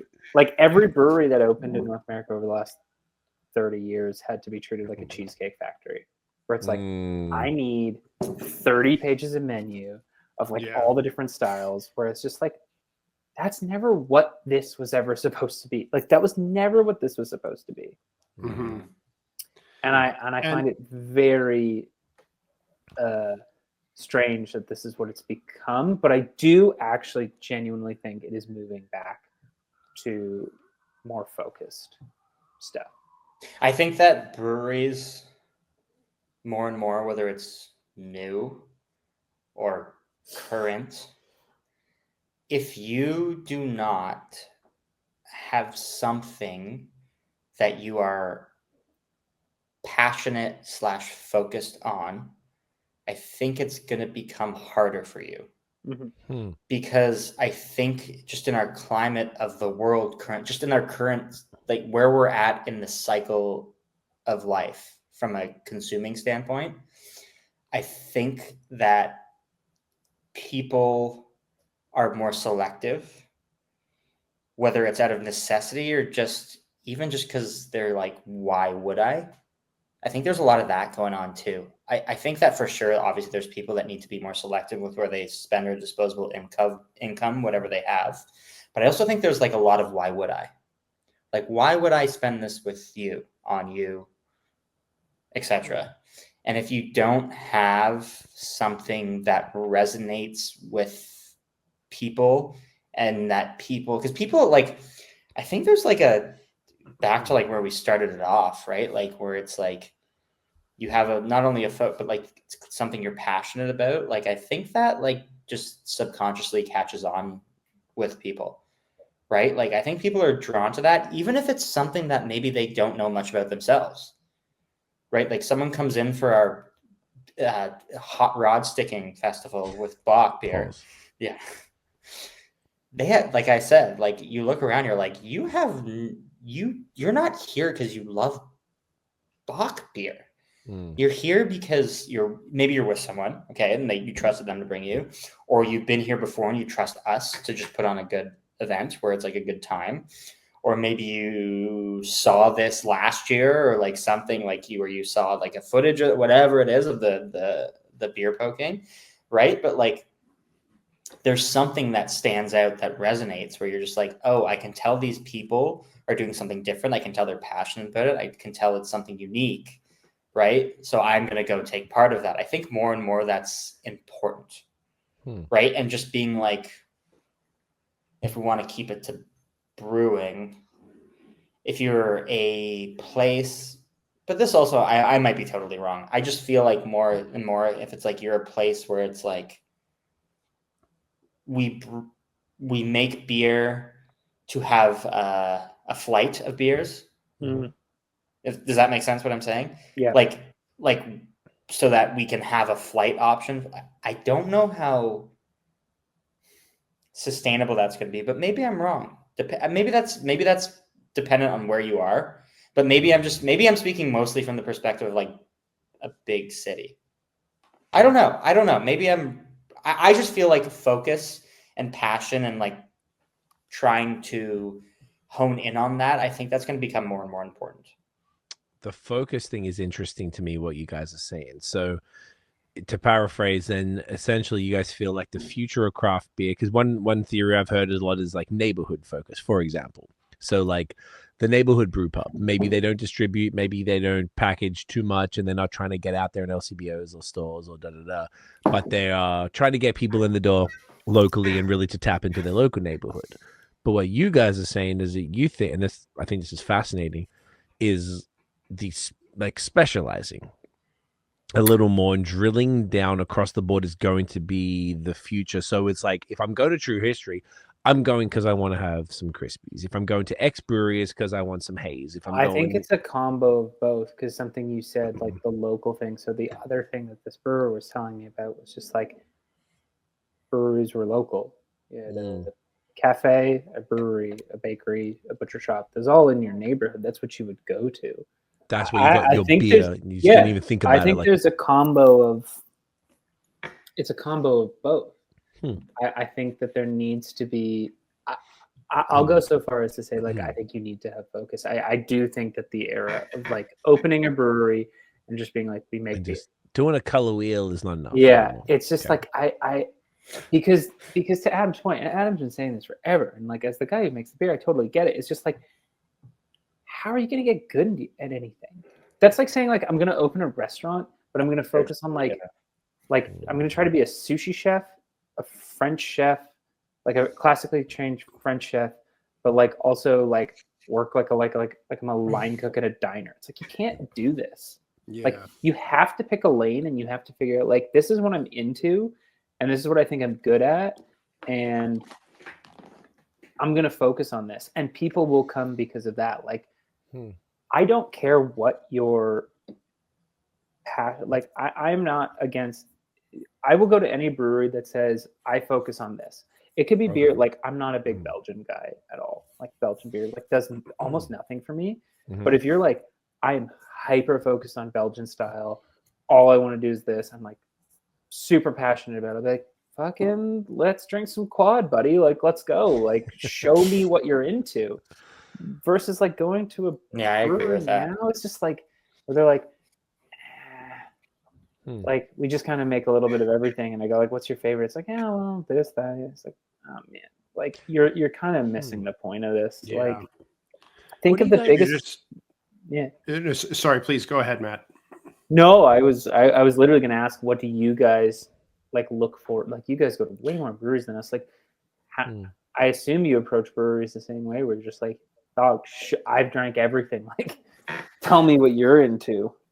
No, I think you hit on something like really crucial. There is that if you ask like like, you know, like what's good, like what would you recommend, and if someone who works there is just kind of shrugging their shoulders and just kind of like, you know, like everything's good, like we make a little bit of everything, like that's a bit boring, and it is not like, and is not super helpful to like to a consumer. Like it's really not super helpful because if the answer is like, well, here's what like we're really passionate about, or like here's what the brewery is like really feeling right like right now, what they're really fucking amped about, like that's something that would get me excited. And you know, like we're kind of talking about this like this notion of focusing and specializing in contrast to the notion of what's new. And like an example that I can think of, which is kind of threading the needle of those two, is Badlands, because that is a primarily like haze focused brewery, and they're like a hype haze brewery, but at the same time, like, and you know, like the people who go there are often going to be very much about what's new, but at the same time, Troy's approach to it is like, that is, hazy is what he is passionate about. And it's actually also a very similar thing that like very few are actually net new beers for him. Most of them are reiterations of ones that he's done in the past that might have a slight tweak on them. and At the like, and same also, time, like in yes, with this week of May, he would drop the same beer. That's just 2025 edition or whatever. exactly. the hops And like, change and even if the hops are changed, like maybe there was a tweak to the malt bill, or whatever the case is, or there's the Dora series, which is always only Citra, but there's still a tweak to it every time, and he's on like version 70 or whatever of it 80 now. something. So 80 something. yeah, exactly. So that just goes to show that even in the haze realm, there is room for for someone to be really passionate about that and really focused on on perfecting haze. So Dude, I think it'd you're be onto something so with this. cool to go to a haze focused brewery and just be like, we have 3 ales or 4 ales, East Coast, New England, West Coast, English. You know how fucking cool that brewery would be? I would love that. If that's all they did, and they're like, right now, these are the 4 beers that we made, and like, that's it. And we're exploring like these styles, maybe add a 5th that's like single hop or some shit like that. Like, it's not like a railing against like haze hype breweries versus lager breweries or whatever. It's just like focus, like narrow your scope. Yeah. Where it's just like, show me something really cool. Like, don't give me 20 iterations of the same thing because you've got to fill 20 tabs. Show me what, like, walk me through this and like give me everything where it's like, give me an English ale, give me like a New England style pale ale, give me your version of the session or whatever, and like show me why you've done, like, that's a great example. Like, it's the 80th, that's the 80th version of something is such like foreign concept to us. That would take us 8 years. That would take us. I think they do one a month, and it's always a different tweak. It's the same hop, but they'll like tweak the malt bill. They'll tweak the mash. They'll tweak the. Yes, let's go. Let's do more of this versus just being like, here's a new label. Dora, because Dora the Explorer. Exactly right. Yes. Yeah. Is that actually it? Yeah. Swiper, no swiping. Okay. I've never seen it, but it's that's why it's named that. But it's like an interesting thing. I feel like what you're saying. They don't have facts. Dora down under. That's racist. How old is Dora though? How long's it been around? Because I moved here 15 years Those are ago. 2 different questions. Yeah. Oh, also, How old is Dora? How literally- long she been around? I don't know. Oh, I thought you literally asking the character of Dora. well, like, How has the TV old? show been around for longer than 15 years? If it has, since I was a kid, yeah. okay, well then maybe I'm not a child when it came out. That's probably why. Bucko. Yeah, I just never got Dora herself is 7 years old. However, hot. However, part of that. JK. Yeah, I never watched it. It was like there's so many. I never saw SpongeBob. I never saw. Dude, because I'm 44. I'm old. Like that was not a thing. Like SpongeBob. Yeah, because I was probably like fucking bitches when that shit came out. So I wasn't watching SpongeBob. I was getting actual vagina. Hey. It's called man puss. Okay. Dude, SpongeBob started in 1999. Yeah, I was 18.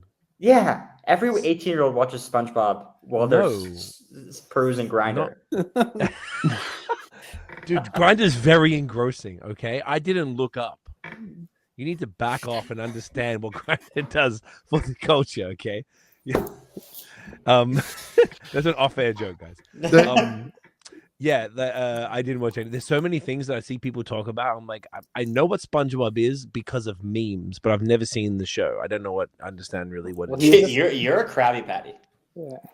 That feels racist. If we had HR, I feel like I'd call them.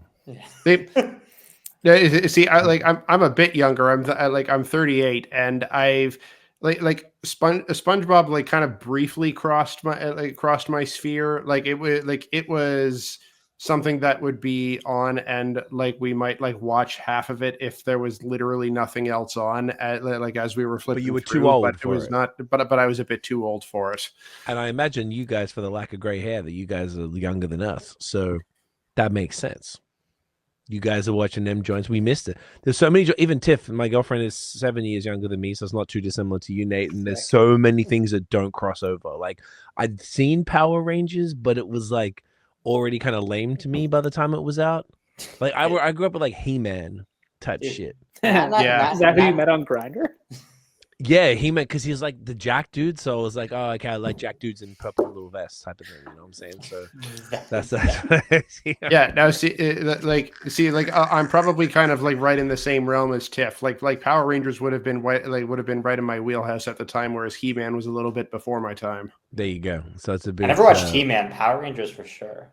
He-Man was pretty old. You guys even 30? 33. 30. I'm 32. I got. Oh, you could be I'm my 32. literal child. Okay. Yeah. So like, it wouldn't make any sense. You wouldn't have seen like Power. You would have been born early 90s. Yes, you would have been total. It's just so funny how different it is. Even just like 7 years, whatever it's 5, 6, 7 years difference. You just like have. I understand what things are, but Dora mustn't have. Would you say Dora came out? Was SpongeBob was 99? When was Dora? I didn't get that. That would have information. been like mid to late 2000s, right? Yeah. Yeah. 2000s. So I didn't see any of that. There's a whole bunch of stuff that comes up. The Tiff was like, yeah, she knew all the theme songs. I was like, 2000. 2000. oh, okay. So pretty. Oh, that's much older than I thought. Okay. Mhm. Yeah, but I was university, so I wasn't really watching Dora the Explorer because Yeah, that's Grinder was just all encompassing. Taking up too much of your attention span there. Yeah, that's how it goes. Okay, wait. So to tie this back, I want to get this point. That's out something before, serious, like, and then we start. like, Should we before go- it- Should we open Nate, the doppelbock? Should Yeah, we do let's the open it doppelbock before Yeah. you get your point out, Nate? Yeah, last that's one? a good idea, actually. Okay. Does anyone else need a piss? I need a piss again. I need a piss. Nate, Okay. don't Nate, don't we're forget gonna your pause. point. Don't forget your point. Okay, Nate, we're gonna- I won't. I got it. We're gonna I got pause, and then we're gonna piss, and we're not gonna talk about Grinder. And we are back, Here we go. boys. We're gonna get the doppelbock, but I really need to know The Governor. the Governor. How was the piss? Everyone's piss was good. We got to check every single time. I didn't piss. It's getting clearer and clearer as we go. Yeah, I enjoyed that piss. It was a great piss. You know, I felt like it was strong. I felt like I didn't spill much. I feel like it was solid. I think this will Oh. be, if I finish this, the second full doppelbock I've ever had. Really? What's up with that? I can't do it, man. It's a lot. Can you guys see me? No, we cannot. barely. Smile. I can see a shadow of you. Okay, and why is there any the second doppelbock you would have had? Wow, what a beautiful. It's just a color. lot, like full big boy. Like it's just like even when we release it for like the Bach event, I have maybe like this much of it. I'm like, that's awesome, enough. and then I'll try it when it's been like poked. Can I say something to you, Matt? And I'm going to call you out on recording in front of these people. You're lying When did I have it? because you drank Yeah, our you drank. in our Instagram the beer that I poked of yours. Yes, you you drank literally- the whole thing. No, and I that didn't. w- We and shared that it. was at 11:03 a.m. We shared it. You Wow, Matthew lying We on the shared it. podcast. We shared it, and I also No, think I gave you most of no it. share because I was outside in the rain the whole day. Oh, right, I gave it to Caleb. That's right. No, you didn't. You Nope, drank it. that's a lie. Wow. I actually gave it to Kosuke. Wow. I'm just Wow. telling you. Well, You I can never- lie to Craig and Nate, but you Mm, can't lie to No, me. this is Right Real now. Housewives of True Yeah, History, right? by here. the way, even if I finish that one, my statement still stands. This would be my second full doppelbock. Well then. Well, my point was that you threw out the day. Anyways, doesn't matter. Anyway, No, I would drink. it's the okay. We've all got beef now, guys. Get a doppelbock in you. Nathaniel, are you ready? I'm sorry Here we to go, pressure yes. you into it. Here we go. Cheers. Get that in your dick hole. Cheers. All right. Yo, what's a doppelbock, eh?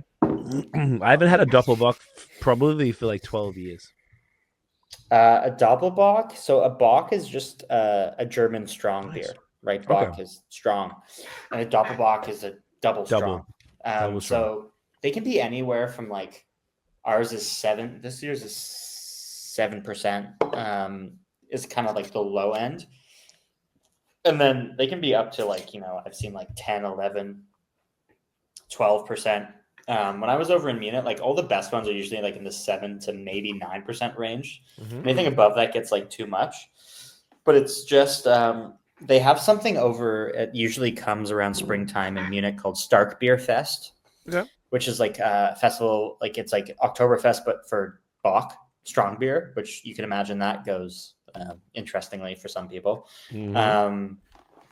So for us, that's when we plan our Bach event around, and we brewed this in October this year, and so we let it sit for a few months, and it just kind of sits until like springtime when it's that kind of weather where like a lager clean drinking, but like also like, you know, something it's still a bit cold out. You want some like structure and like some maltiness to it. Mhm. And I, like we were talking about our Pilsner event before, like I personally have like realized more and more as, you know, I brew and make these beers that like I love malt forward beers.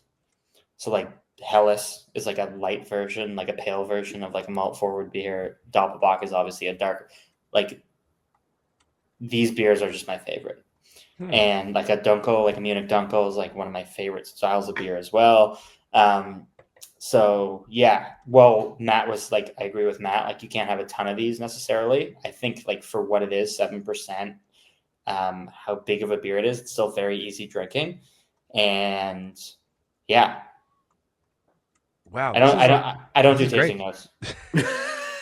I'm gonna write that down for the episode name. I don't do tasting Yeah. notes. Because I'm fairly certain that you've said that after every single beer we've had so far. That is After definitely giving in-depth at, like, tasting notes. at minimum the 6th time you've said that this episode. Yeah. I try to be consistent. Hey, I respect it. This is fascinating to me. I feel like back in the day when I first started my little selfie beer bullshit in 2011, there was a lot of double bucks around and a lot of just bucks in general, and I drank a lot of them. There were, it's true. They were, right? I had to go Yeah. back through everything recently to put them into Untapped because I subscribed, so you can re-put in your old check-ins, and I wanted to just make sure I didn't miss anything. And looking back, I was drinking this style a lot, and it was just something that kind of like after 2012, 2013, I just like don't really I didn't really try it much, and this is really fascinating right now. So I'm trying to really wrap my head around it. So it's a 7% lager. So this is a lagered beer. Yeah. It's not an ale, it's a lager. Mm-hmm. The malts in this one, so it's 7%, it's just ramped up malts. There's no, like, I feel like I'm getting some sort of like Belgian-y spicy type of shit going on here. Maybe not quite Belgian-y, but just reminiscent of that sort of thing where sometimes you have like a quad or whatever the fuck and you got them. I would say like that dark fruit thing for sure is coming out. Like a Yeah. quad you would get in a quad. Yep. 100%. Yeah. Okay. So I'm getting a bit of that. Yeah. Which I think really work. Do you know what? What I'm loving about this is how impeccably smooth this is. This is not what I expected. I'm not gonna lie. Mhm. I didn't know. And I thought it doesn't was be on the palate. no, not at all. It's not too sweet. It's not cloying at all. It's extremely balanced. It's super chill. This is like obviously from you guys. I mean, what should I have expected? Of course, but like just the style always like I remember when I came in and saw Matt, you had you had some of the ones from last year. You had the Weizenbach, you had this one, and you had the ones from last year on. And I opted not to try for those. I was driving too, and I had a bunch of stuff, and this was a bit on the higher side. But I had the little these glasses, the smaller ones, full of everything, so I got to try a bunch of stuff, which was wicked. But fuck, this is like, I feel like now I'm a little like kind of shocked at how dope this is and how amazing this must taste with a nice little fucking when you ram a rod in it, pause, you know. Just a sparkling hot rod, just fucking Jesus rammed. Christ! What? Like you're just trying to make it as sexual as possible right now. I think that's on you, dude. I'm just saying, when Adam's there and he pulls his rod out of the fire pit and just rams it in your glass, I'm just saying that it could taste very nice. Lots of caramel malts. No, you know Dark what? You're right. fruits. That's entirely on me. Yeah. Thank you. No, you're not doing Thank anything you. that's all on me there. I appreciate that. I appreciate the honesty there. That makes me feel a lot better. But I'm HR at the brewery, so I can't comment on this stuff. Okay. I respect it. I think that HR would know if this was problematic. So, you know, if Adam shoves his sparkling hot rod in your beer, I feel like I can see this elevating. All I'm going to say is I'm going to have to write you up. It's not going to be the first time. It's really not going to be the first time. I think it's worth it. It's worth it. I feel like Oh, like actually, I'm serious about the sparkling rod in the beer.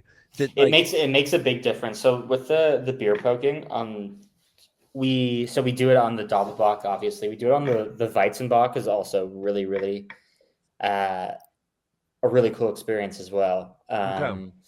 But really what it does is it kind of more than anything acts on the foam of the beer. Okay. So caramelizes the sugars in there, warms up the foam. It maybe knocks out a bit of carbonation from the beer because you're going like through the foam into the beer. Makes But sense. really, the main points are one, caramelize the sugars in the foam, so you get that kind of like Maillard, like almost that like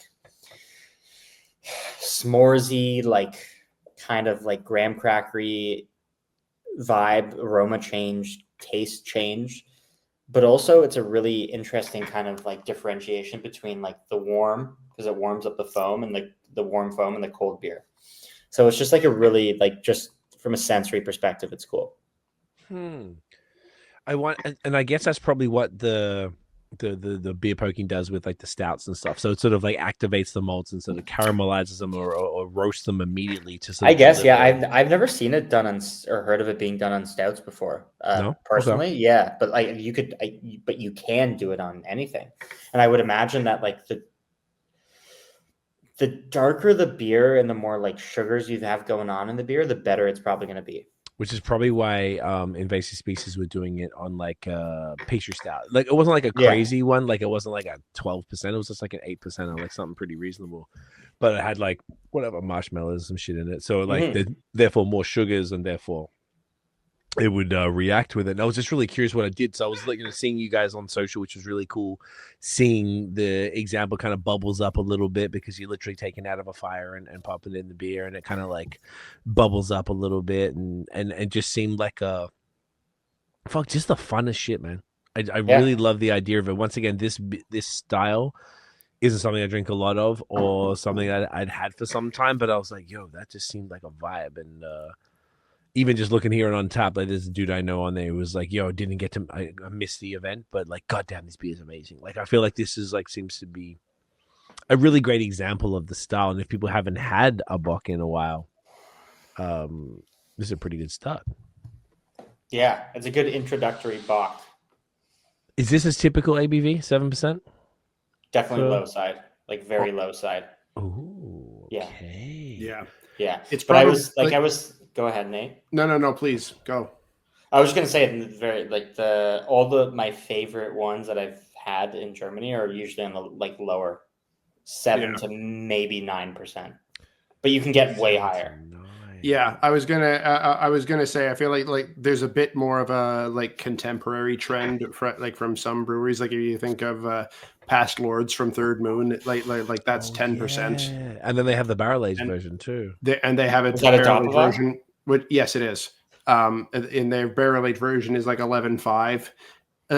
And that's one that is certainly thicker than this. Sits heavier on the palate, more sweetness. Almost has like a liqueur vibe to it. It's and that's an amazing beer. I fucking love that beer, but it's an entirely different experience. Like this one could be part of a session, whereas that one is a slow sipper for sure. Yeah, and like to me, like the best ones again that I had in Germany, like even though they're big beers, like they're meant to be drank. Like there are people that drink Doppelbock. Yeah, but like it's not meant to be. At least in the traditional sense, which is what we're personally always going for, it's not meant to be like necessarily like contemplative. Like it's supposed to be, even though it's as crazy as it is to say, it's supposed to be like a Helles where like you could drink this. And the great ones over there, you can drink them. Even though you'll notice that you're drinking them, you can drink them. And you're like, I could still drink this all day. Interesting. Yeah. And what time of year is this? Is this obviously it's darker beer, it's bigger beer, so it's probably like winter, fall, spring, fall, winter type shit. Sorry. Yeah, March. Yeah, so they have what's called Stark Beer Fest, and it's like in March, like middle of March. You'd have to look it up. It might change beer, but it's in March, and it's like kind of like Oktoberfest, but for this.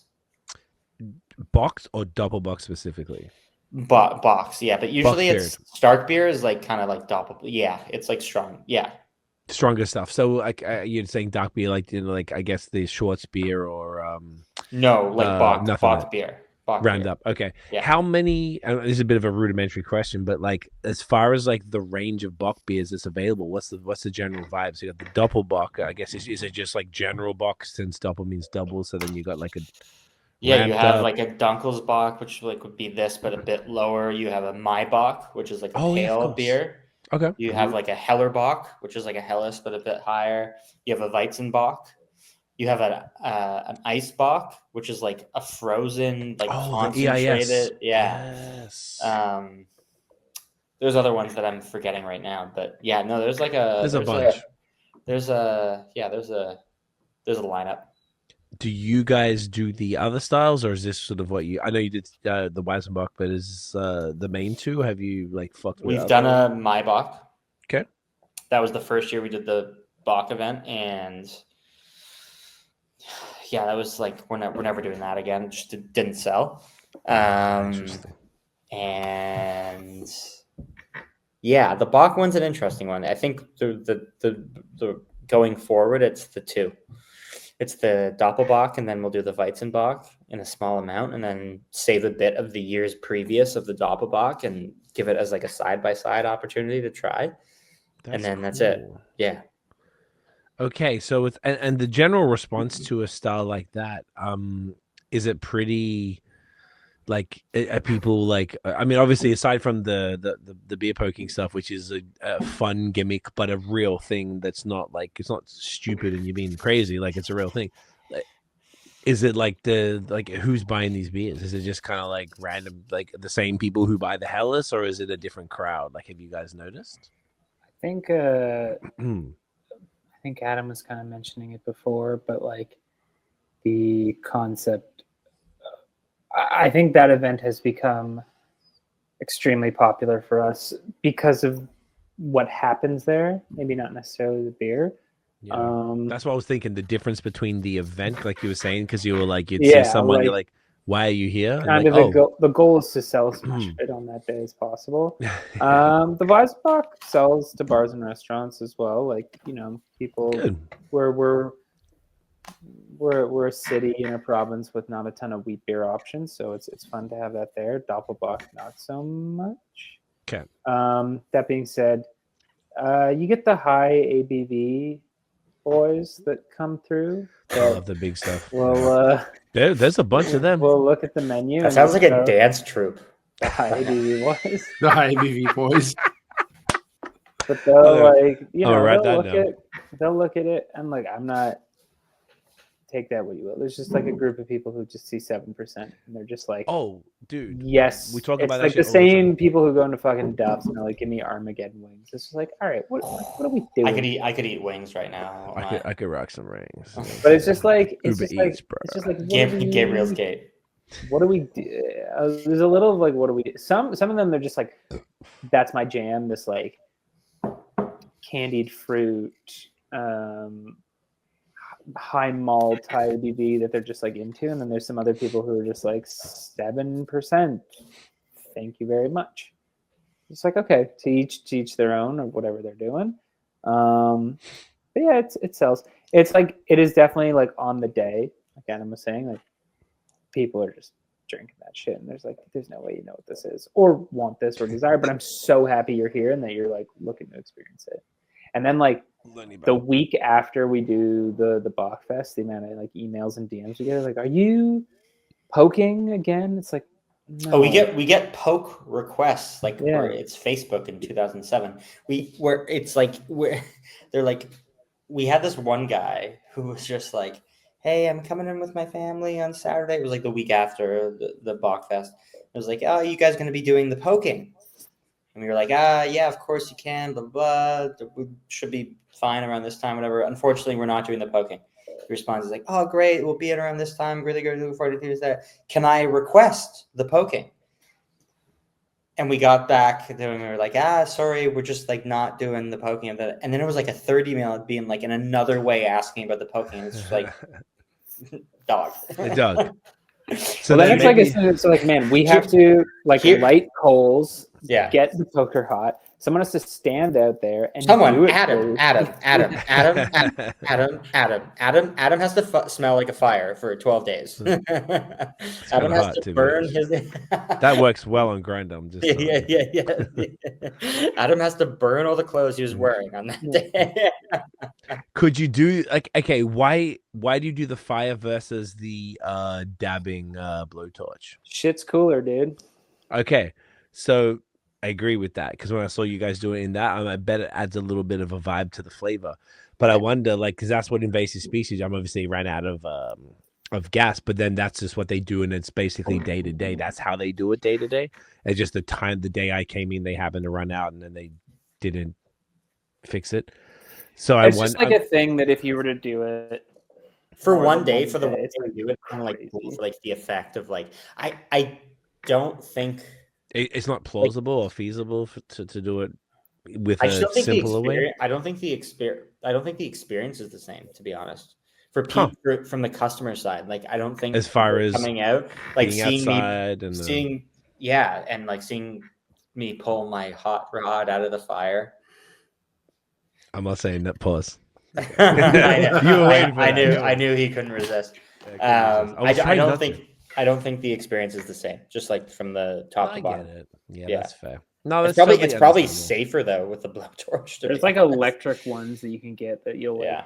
charge Or up plug with. in. It's just like- Those motherfuckers. But I get that that's kind of boring. Like it's like it's so much cooler to have it in coals and then and then come out all like an Dude, AC/DC beer dunker. Like I get it. The smell, like the smell's not I like nothing. that. Like it's literally like It's not. smells It's like not nothing at all. coals out no, it's there. not. It takes That's 13 days to get out. Yeah, it's nothing. It's just like all my clothes. Like just can't get the fuck out. Adam's It's not like- bitter or anything. yeah. It's like a 3rd degree smoke smell. Like it's like into Yeah. my, it's In the your bottom of pores. my epidermis. Yeah. Like all layers, all 7 layers. It's just like Yeah. that bottom layer, like right above the muscle. Yeah, I know what you're saying. No, I get it because I guess we're just sort of thinking like, if the people are requesting it, is there a way that makes sense for the brand in the way that you guys do things to do it more consistently? But it doesn't really sound like it, like because of the. But I also think there's something to be said for like that one weekend a year or whatever. Yeah. Like it's so easy to be like, oh, this is so cool, blah blah blah. Everyone's asking all the time, blah blah. Let's do it all the time. But then like, there is something to be said for like rarity is like adds value, right? Yeah. Yeah, no, that makes complete sense. And it's it makes people come out for that event. I mean, like I guess I was even thinking like imagine having your tamave. Get that hot rod poked up in that shit. Like that'd be pretty fucking sick on that. I mean, but maybe it does require more sugars than something like a tamave has for it to have any like major. I don't think impact. it would be. I don't think it would be good in tamave. Really, eh? Yeah, I think it would be too like I think it would border on like acrid, like too much because tamave is pretty bitter and it's like roasty, and I think there's not enough like sweetness there. So it's got to be that could be why other like people are doing it on higher ABV, like 7+%. Interesting. Yeah, but I also don't know. I've never done it, but that's just like a hunch. If I were guessing. Okay. Yeah, That's it's good to know though. Like, and I feel like from all the things we've talked about tonight, it definitely sounds like it's very much on brand for what you guys are doing as far as like the doing things a little more in the traditional style and making sure it's aligning with the brand, whether it's the food or the styles of beer that you're making and the approach to everything. I love it. This is fire, boys. So to bring this bad boy home, was there anything else we didn't mention tonight? Was there anything else? We skipped right over the fucking point that I was going to make before we went on break there. Okay, so make it. Wait, did we Wait, actually? No, yes, we completely breezed past it. I played and now I'm doing it myself by like gassing it up again, like making a whole big fucking deal out of it. I'm just saying, It's don't embarrass us. probably going to completely fall flat. But anyways, No, it's important. yes. No, it's so important. No, as we were talking about like this whole concept of like how much you guys would love to have, Hellas Bach, Hefeweizen, just like a 3-beer menu kind of thing. What Yeah. it made me think of was what Craig was telling me about that cafe, like in Melbourne, the Patricia. Is that what it's called? That's correct. With the 3-item menu, like with the coffee menu being white, black filter. It's it's a case of certainly not everyone could pull it off, but I think there is a market for it. Like And they have lines out the door every day. Yeah, like if you say that's the best that's the best cafe in the world, and those are the 3 things on its menu. So it's certainly a case of not everyone could pull that off, but there is probably a market for it. And I think that's that's not an idea to be dismissed out of hand by any means. So Well- burn the Luca Tower is what you're saying. Yeah. Mhm. Well, I'll tell you something. When we opened, we were pretty lucky in that we were a contract brewery, as you know, before. So our equipment in terms of getting that up and running was delayed. But we were lucky in the sense that we had beer to sell in the tap room because we had beer that we brewed at Junction.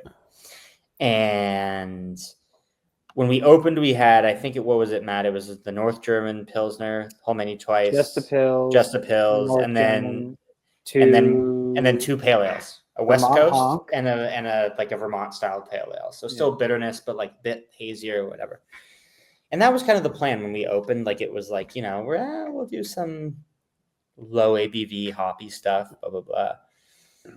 And as we right away when we started brewing, I realized I just didn't enjoy making that stuff. And I chatted with Matt about maybe we'll just honestly I'll do lagers. And he was like, well, we have a lot of people who come in and be because they were coming in for the first time being oh, what's your IPA? What's your pale ale? Blah, blah, blah, blah, blah. That whole shtick when they go into a new brewery. Of course. And I was yeah, you're right. But then, and I don't know if I've told him this, what I started to realize was that I think it's great that we're a partnership because we know how to do different things and we're good at different things. And when there's a partnership, and if you don't know how to do different things, then what the hell is the point, right? So we cover different areas of our business, but the area that I cover is the making of the beer, and he doesn't know how to make beer. And so what I slowly Oh, you cheeky dog. what I slowly realized was that if slowly but surely and maybe unnoticeably, there's just no more hoppy beer. My favorite part about this is he thinks he was doing it, and I was just I walked in one day, I was oh, what happened to all the hobby beers? I agreed with the sentiment and wanted to do it. And this was also part of my plan, is that I would make him think that he knew what was happening. All right, Professor X, what are we doing? Is that an X-Man? Who is that? What are you implanting? No. Is that in Dora the Explorer? Is that one of the Dora the Explorers? Yeah, I've only seen Dora. I haven't seen. I agreed with Was the this SpongeBob? sentiment. It's more just it's not not wanting to do it. It's more just What do the kids want? I think But you can. it's a really bold thing. I honestly, if I could do it over again, I think it would be more interesting to have just opened with that immediate. It's I guess maybe, and I'm kind of retroactively glomming on an argument that I didn't have, but it was once you've done this, it's very hard that early on to change and be no, but you should have done it early on. But quite frankly, we should have just done it when we opened and just been this is what we're doing. Because Nate, your point's great. It's not everyone can do it, but the ones that can. Of course, not everyone should do it. And I'm not saying that we can do it, but I think we're starting to get to the point where we're feeling, even if it's 10% confident enough to be well, maybe we are the ones that can do it and can just be you know what, we are going to have 3 consistent beers and then everything else is seasonal and it's released basically on a calendar schedule. And the people who are so what's new? It's then maybe that's not the place for you, quite frankly. I obviously come in, we want to have you, but if that is what you're searching for, there's a lot of other breweries that are doing that. But we're here for, oh, that beer I love is back. Right. Not what's new.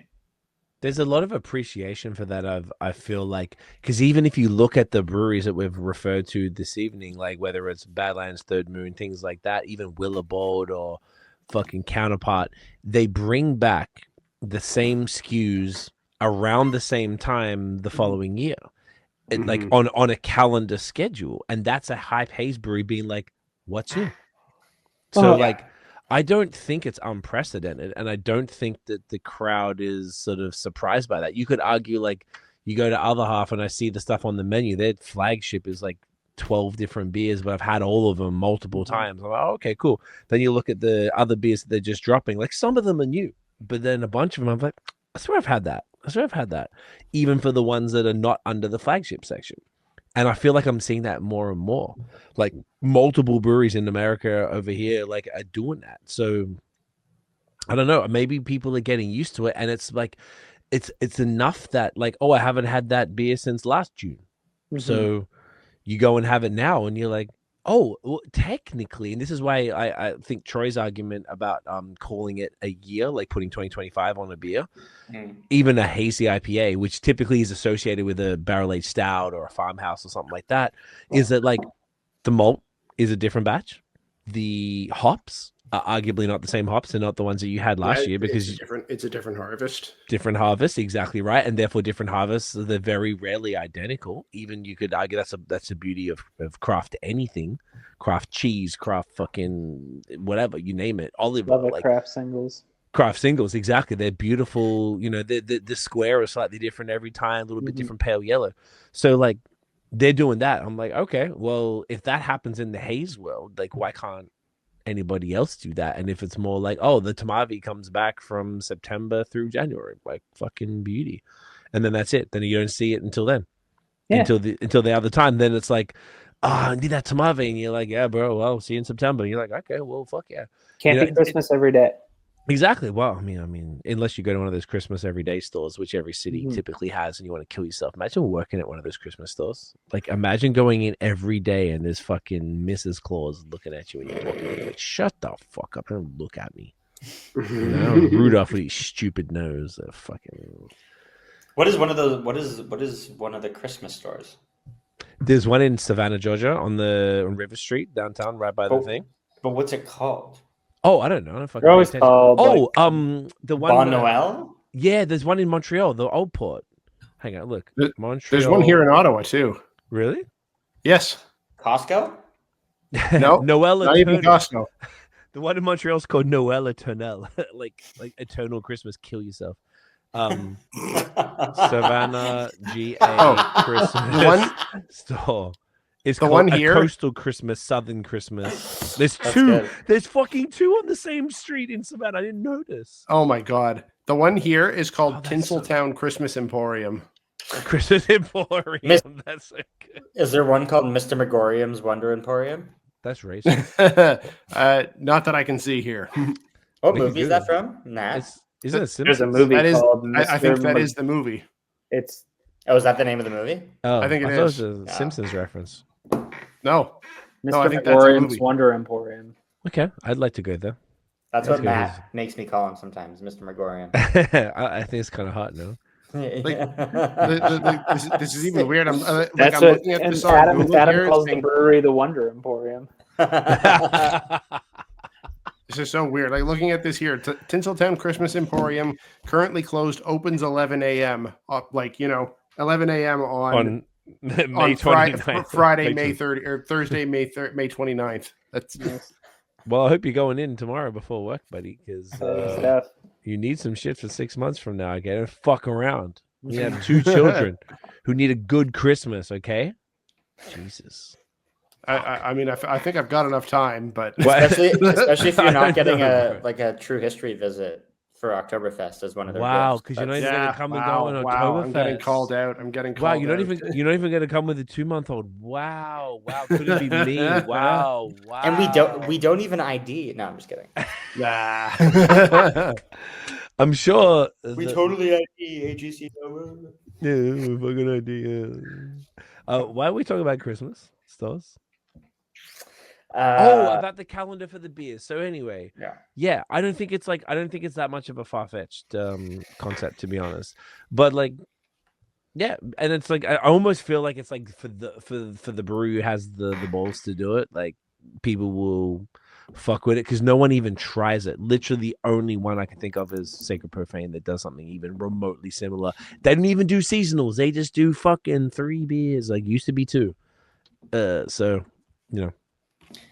I feel like there's a Bierstadt Lagerhouse, right? Yes, that's the Ottawa one, right? In Denver. In Denver. Oh yeah, I know. I haven't been, but I've driven past it. I know what you're talking about. Yeah. Yeah, they just do Helles, Pils, and Like a Dunkel duck? sometimes. Yeah. That's it. Yeah, but now sometimes like labs or seasonals, Doppelbox, whatever. But they've been around for a while. Their lager is fantastic. I've heard, yeah. It's Silo in Montreal doesn't have usually too many either. Yeah, there's a bunch of places that maybe do it. So I mean, I don't think it's too far fetched. If that's what y'all eventually want to do, like I don't know, I wouldn't discourage you from doing it. Like I don't think people would be too pissed if you had 3 flagships year round and the rest is seasonal. It's like I don't know. Like when I went to Human Robot, I got the 3 beers that were on Luca because I knew those were the 3 ones that they took really seriously. They had a bunch of hoppy beers, and I saw people drinking IPAs. I'm not fucking coming here drinking IPAs. I'm drinking that shit. And then as I was paying, I'm like, give me a Mliko, please, sir. And it was glorious. And you fucking neck a Mliko while you're paying up. It's beautiful. And I feel like that's... And they do it in like the little test tubes there, Yep, too, the right? test tubes. Yep, exactly right. So you have the mugs for the full pours, the what is it, Pils, Amber, Palotomavi and the Tomavi. Yeah. And the I think it was either the Amber or I think it was the Amber was the Mliko. Like I don't think you really got a choice in it. They just I was like, give me a Mliko, please. And they just give you whatever. But like I like that. That was what you went for when I went there. And I feel like if I went there again, I'd be not so inclined to try anything outside that. Like I bought a 4-pack to go that was a different type of Pilsner, but I was like, you got Luca. What am I going to do? Go somewhere and not drink the beer that's on Luca? Like it seemed a little silly. Like a Christmas store. Yeah. Why would you do that? Like a 12-month-a-year Christmas store. Yeah, like like Nate's going to tomorrow on the way to work to get his children some presents. But with all of that, I feel like we're going hard, boys. This is like 3.5 hours. We've done pretty good. I feel like everyone's Adam, you've been up for almost 21 hours, which is pretty good. Holy smart. I didn't even realize that. Yeah, so you guys are probably pretty messed up, boys. This is hilarious and amazing as much as I thought it was going to be. I appreciate you guys immensely. Everything you're doing, like I said at the beginning, is it's super important. I feel like you've become someone in the scene that maybe you don't realize that you are now co-signing, other breweries who are aspiring to do what you're doing, and you've been shown love and you're showing it back, and what you're delivering to the community is so key. Like I was saying off air, I didn't say this yet, but Nate and I have been, because we have our event on Saturday, and we've been visiting a lot of breweries in the last couple of months. And I feel like your name comes up a lot in glowing terms. Like people are just, I fucking love those guys. Or if they don't know you, they're like, I love that beer. It's so great. Like it's very cool to see that sort of from afar, and like, to see the love that you guys are getting across the board from all different places. And it's just a beautiful thing to watch you guys continue to thrive. And now that we've been to the spot and seen, had the food and seen the vibes, it's just like, I mean, I already got it, but I get it extra after seeing it. So just congrats on everything, boys. I think it's just awesome. Just keep doing what you gotta do, and whatever y'all gonna do next, just keep doing what's important to you guys, because this is what got you here. So just keep doing that shit, man. It's a beautiful thing to see you guys grow and thrive. It's I love it. I just love it so much, and I just love all the beers. Every time I drink your beers, it's just such a pleasure. Everything is fantastic always, and it's Means a lot. Yeah, you guys are fucking awesome. We appreciate it, and I don't know if I agree with most of what you said, but I will say. What I will say is to wrap this up is, if anyone does want advice on anything, and we didn't get to this story today, and we won't, we'll save it for the next one. If anyone wants any advice on bringing commercial amounts of beer across the border into the US from Canada, you just let us know, because I'll just say we're good at it. Is it got anything to do with a special lipstick or something? What a or- teaser! What a teaser! You'll have to Barclays wait. can be You'll really have to wild. wait another 18 months to find out when we do this again. Kind of feel like we could do it sooner because I need to know. We'll have to wait. It could be sooner. It could be sooner. It could be sooner. Okay. Could All be right, guys. Appreciate it. Thank you so much. Thank you so much, guys. You guys are the Absolutely best. Love everything you do. Yeah, you're the greatest. If you guys could stick around, we'll just wrap it up. And just because the way that the software works, it uploads all of your individual parts after. So just to make sure that it's all like uploaded, so like we can choose we get the individual audio and the individual video, so I can get some dick pics. I mean, it's the best parts when we cut it. Yeah. Guys, thank you so much. I appreciate that. Where can everybody find True History online, in person, and on Grindr? At True History Beer on Instagram, at Drink Gold Star on Instagram for Gold Star. Through our Do you know what a Gold website. Star gay is? Yeah, I do know what that is. Okay, continue. 1154 St. Clair Avenue West, Toronto, Ontario. Come anytime. Open. Closed, doesn't matter. Stop it. Okay, we're done. We're done. We're done. I really didn't mean it that way. I literally. Yes, you did. I actually didn't. I wish I did. You did. Pause. Keep going. Is that it? No, that's about it. Is it True History Beer on Grindr, or what was the? It is Adam Shire 92. At the Eternal Noel. Yeah. Oh gosh, okay, I'm fucked up. All right, stick around, guys. Go follow True History. Go visit.